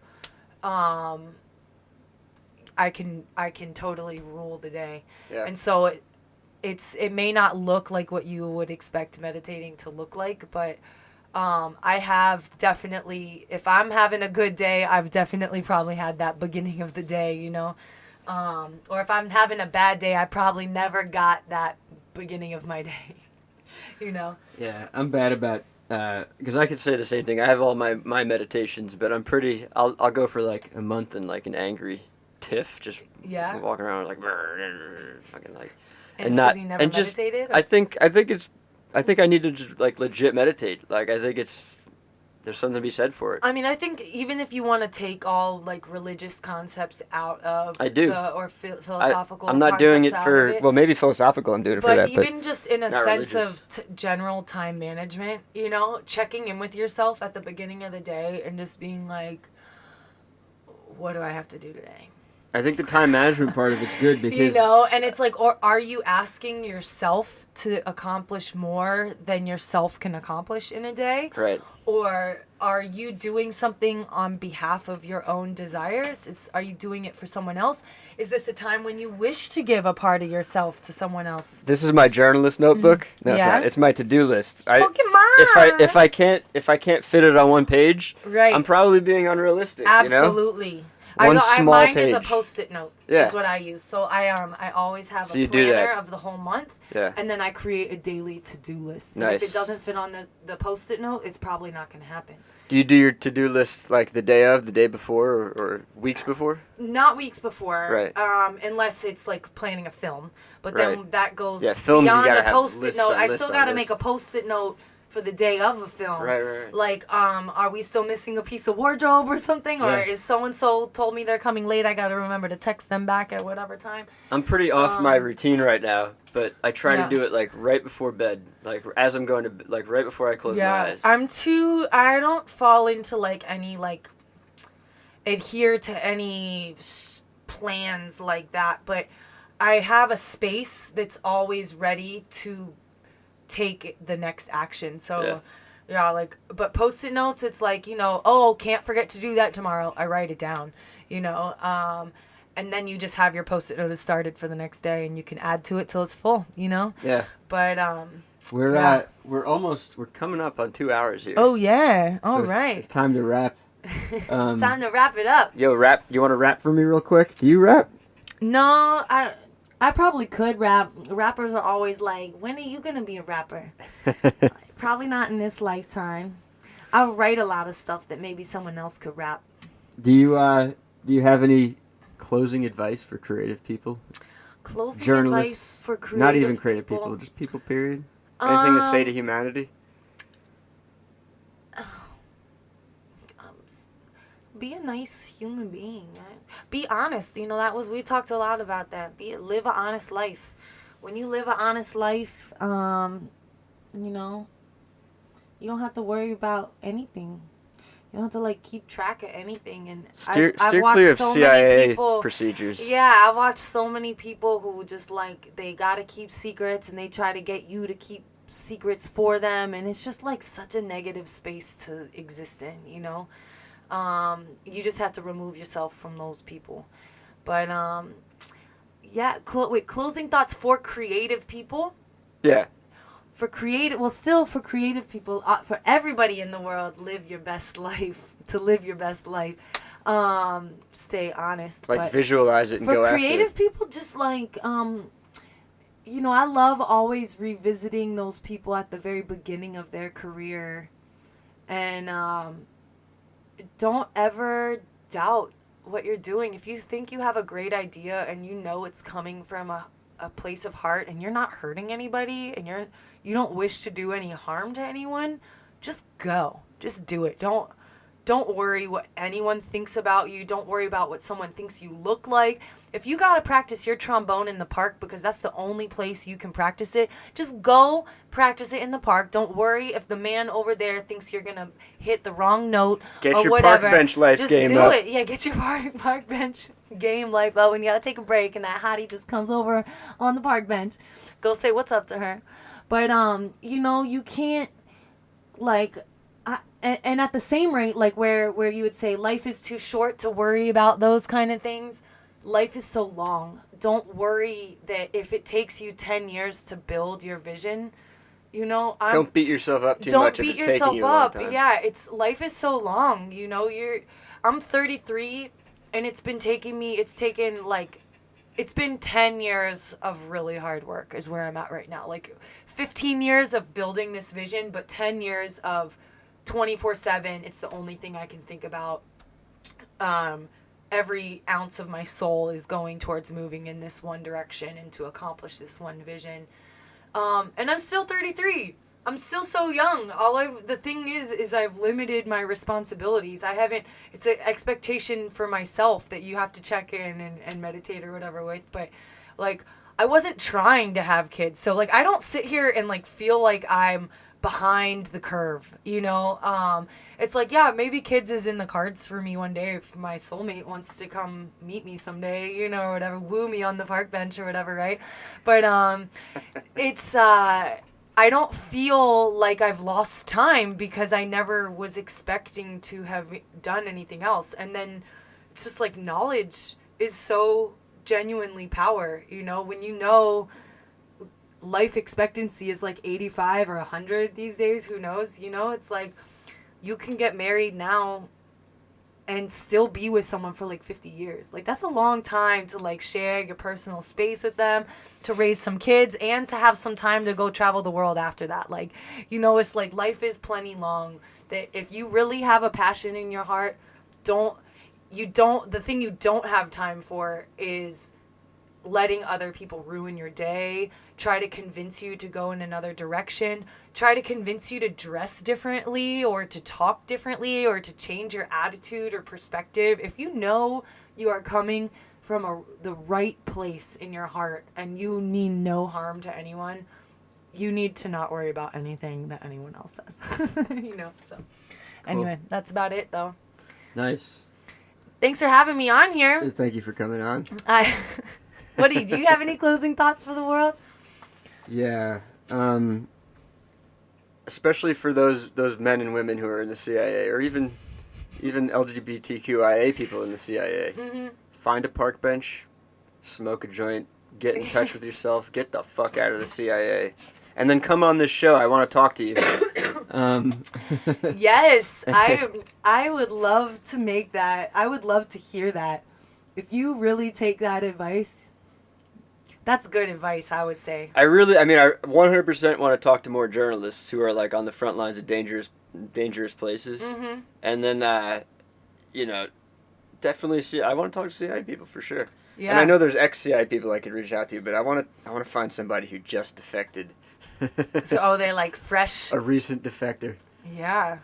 Well, you probably can, the way the drugs are coming in and out of the country, because it's still in this kind of wartime zone with all these military going back and forth. The drugs are coming back with the military, and if the military hasn't caught wind of how every time those soldiers are home, they're just eating ecstasy like it's candy, because you're home for 2 weeks and you got to go back to war and watch people die. You got to go kill people. You're going to eat some ecstasy and make yourself really fucking happy for like the 72 hours you've got or whatever it is, And it's like, the people who are not trying to see that reality they're so crazy. They're so crazy, but at the same rate, we got to take care of those veterans, because damn, what are they doing now? I lived in a veterans home. That's like a whole nother podcast some other time. Yeah. I lived in a veterans home. Talk about a source of a lot of film ideas and stuff like that. Taking care of old men who were in like World War II, Korea, Vietnam. I have a Vietnam vet coming on soon. He was my old, I don't want to call him my boss. He became like my second dad. Best friend, taught me carpentry and shit. He's an artist. He's gonna come on here. Yeah, cool. I don't know if I'm gonna try to poke him into telling Vietnam stories. He didn't tell me that many when I worked for him. Only a handful. And you could see there was some like raw emotional shit. He's like a real tough guy. He probably doesn't want to cry on my show. Yeah, but I think some people, they make peace with it towards the latter half of life, but at first, I know back then it wasn't. There wasn't as much media coverage of Vietnam as there was for us now. Like, I did a research project, and I could go on this for days now that we're on this area. Might have to break this off in two right. We officially passed 2 hours. Yeah, you can break it up however you want. But this, I did a research project, and I found, when I was looking for things about World War II, I found footage of Vietnam. And I watched some of this footage, and it's like better than any war film ever. Like watching someone's intestines actually come out of their body, And it's like there's such little footage of that though from then. There was nowhere close to the media coverage we have of like Iraq and Afghanistan stuff. So the people who grew up, like September 11th happened like 18 years ago. Isn't that what just happened? 17 years ago. So kids who are in high school and the beginning of college, they don't really know anything other than the news always having something about Iraq and Afghanistan in it somewhere. 50 people got bombed over here. Like, you become numb to those things that when people come back from Iraq and Afghanistan, there's not a whole lot to ask. You know what's going on over there and whatever. Whereas back then, people will come back and people are like, oh my God, I haven't seen you. They don't know if they've gotten their like handwritten letters ever made it to them or whatever. They only got one letter that came back 3 months ago, and they thought maybe that they had died. Like, there's a lot of question marks. And then when people dove in to try to ask what was this like, they saw the response of these now veterans clamming up and saying like, oh, I really don't want to talk about it. Or they will watch them go into these states of PTSD, right? And then you learn, oh, sore subject, don't go there, And so it became this like culture of just just let it be, you know, or that those guys are just never going to get married because they have anger problems. And it's so unfortunate you think because you're angry, the more, you know? no, I know, the more, Yeah. I'm well aware, like calling it this, like, no, I'm I know, going to I've invite heard that some, intro, yeah. the whole point of it is like, come on here, if you're angry, like, this is your platform, get that anger out, you know, I'm not over here trying to preach like I'm the angriest or anything. Yeah, you should have, But it's unfortunate, like, the vets unfortunately should be sharing, like, the most gruesome and horrible stories, the shit that they don't want to talk about.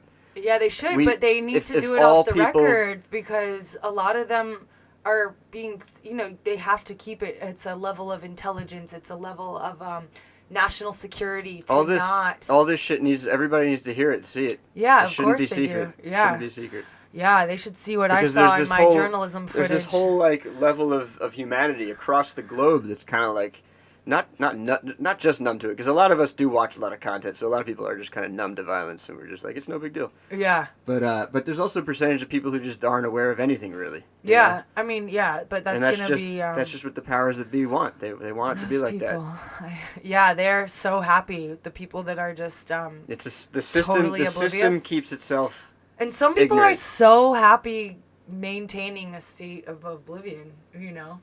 But yeah, the government. I don't know. I've got so many. It twists and turns. It's my perspective on the government, but I hold firm. It's impossible to understand it. A faith in democracy. Right now, there's things happening that we don't know they're happening, and we should know that they're happening. Of course. And like right now, you shouldn't be talking to me. We should be out there. Bullet Stringer should be out there at the Pentagon, asking questions, yelling, knocking doors down. Yeah, I wish they wouldn't listen to me though. It's a male chauvinistic experience over there by the Maybe Pentagon. you should start a series. What was it called? The 10 minutes. They want 10 me minutes to be on the park short bench. and Hispanic and come and wash their clothes and not know English so that they can't know what they're saying. You know, that's what those people want. So some of them want. Hey, you're blowing someone's cover right now. Totally blowing someone's cover, probably. All right. Yeah, let's call this. We can keep hanging out if you want, but I'm gonna shake go your ahead hand. and Thank you so much ahead. for coming on the show. No problem. High five, actually. High five. Let's get more energy in there. Thank you very much. Peace and love, folks. Yeah, that's what it's about. Peace, love.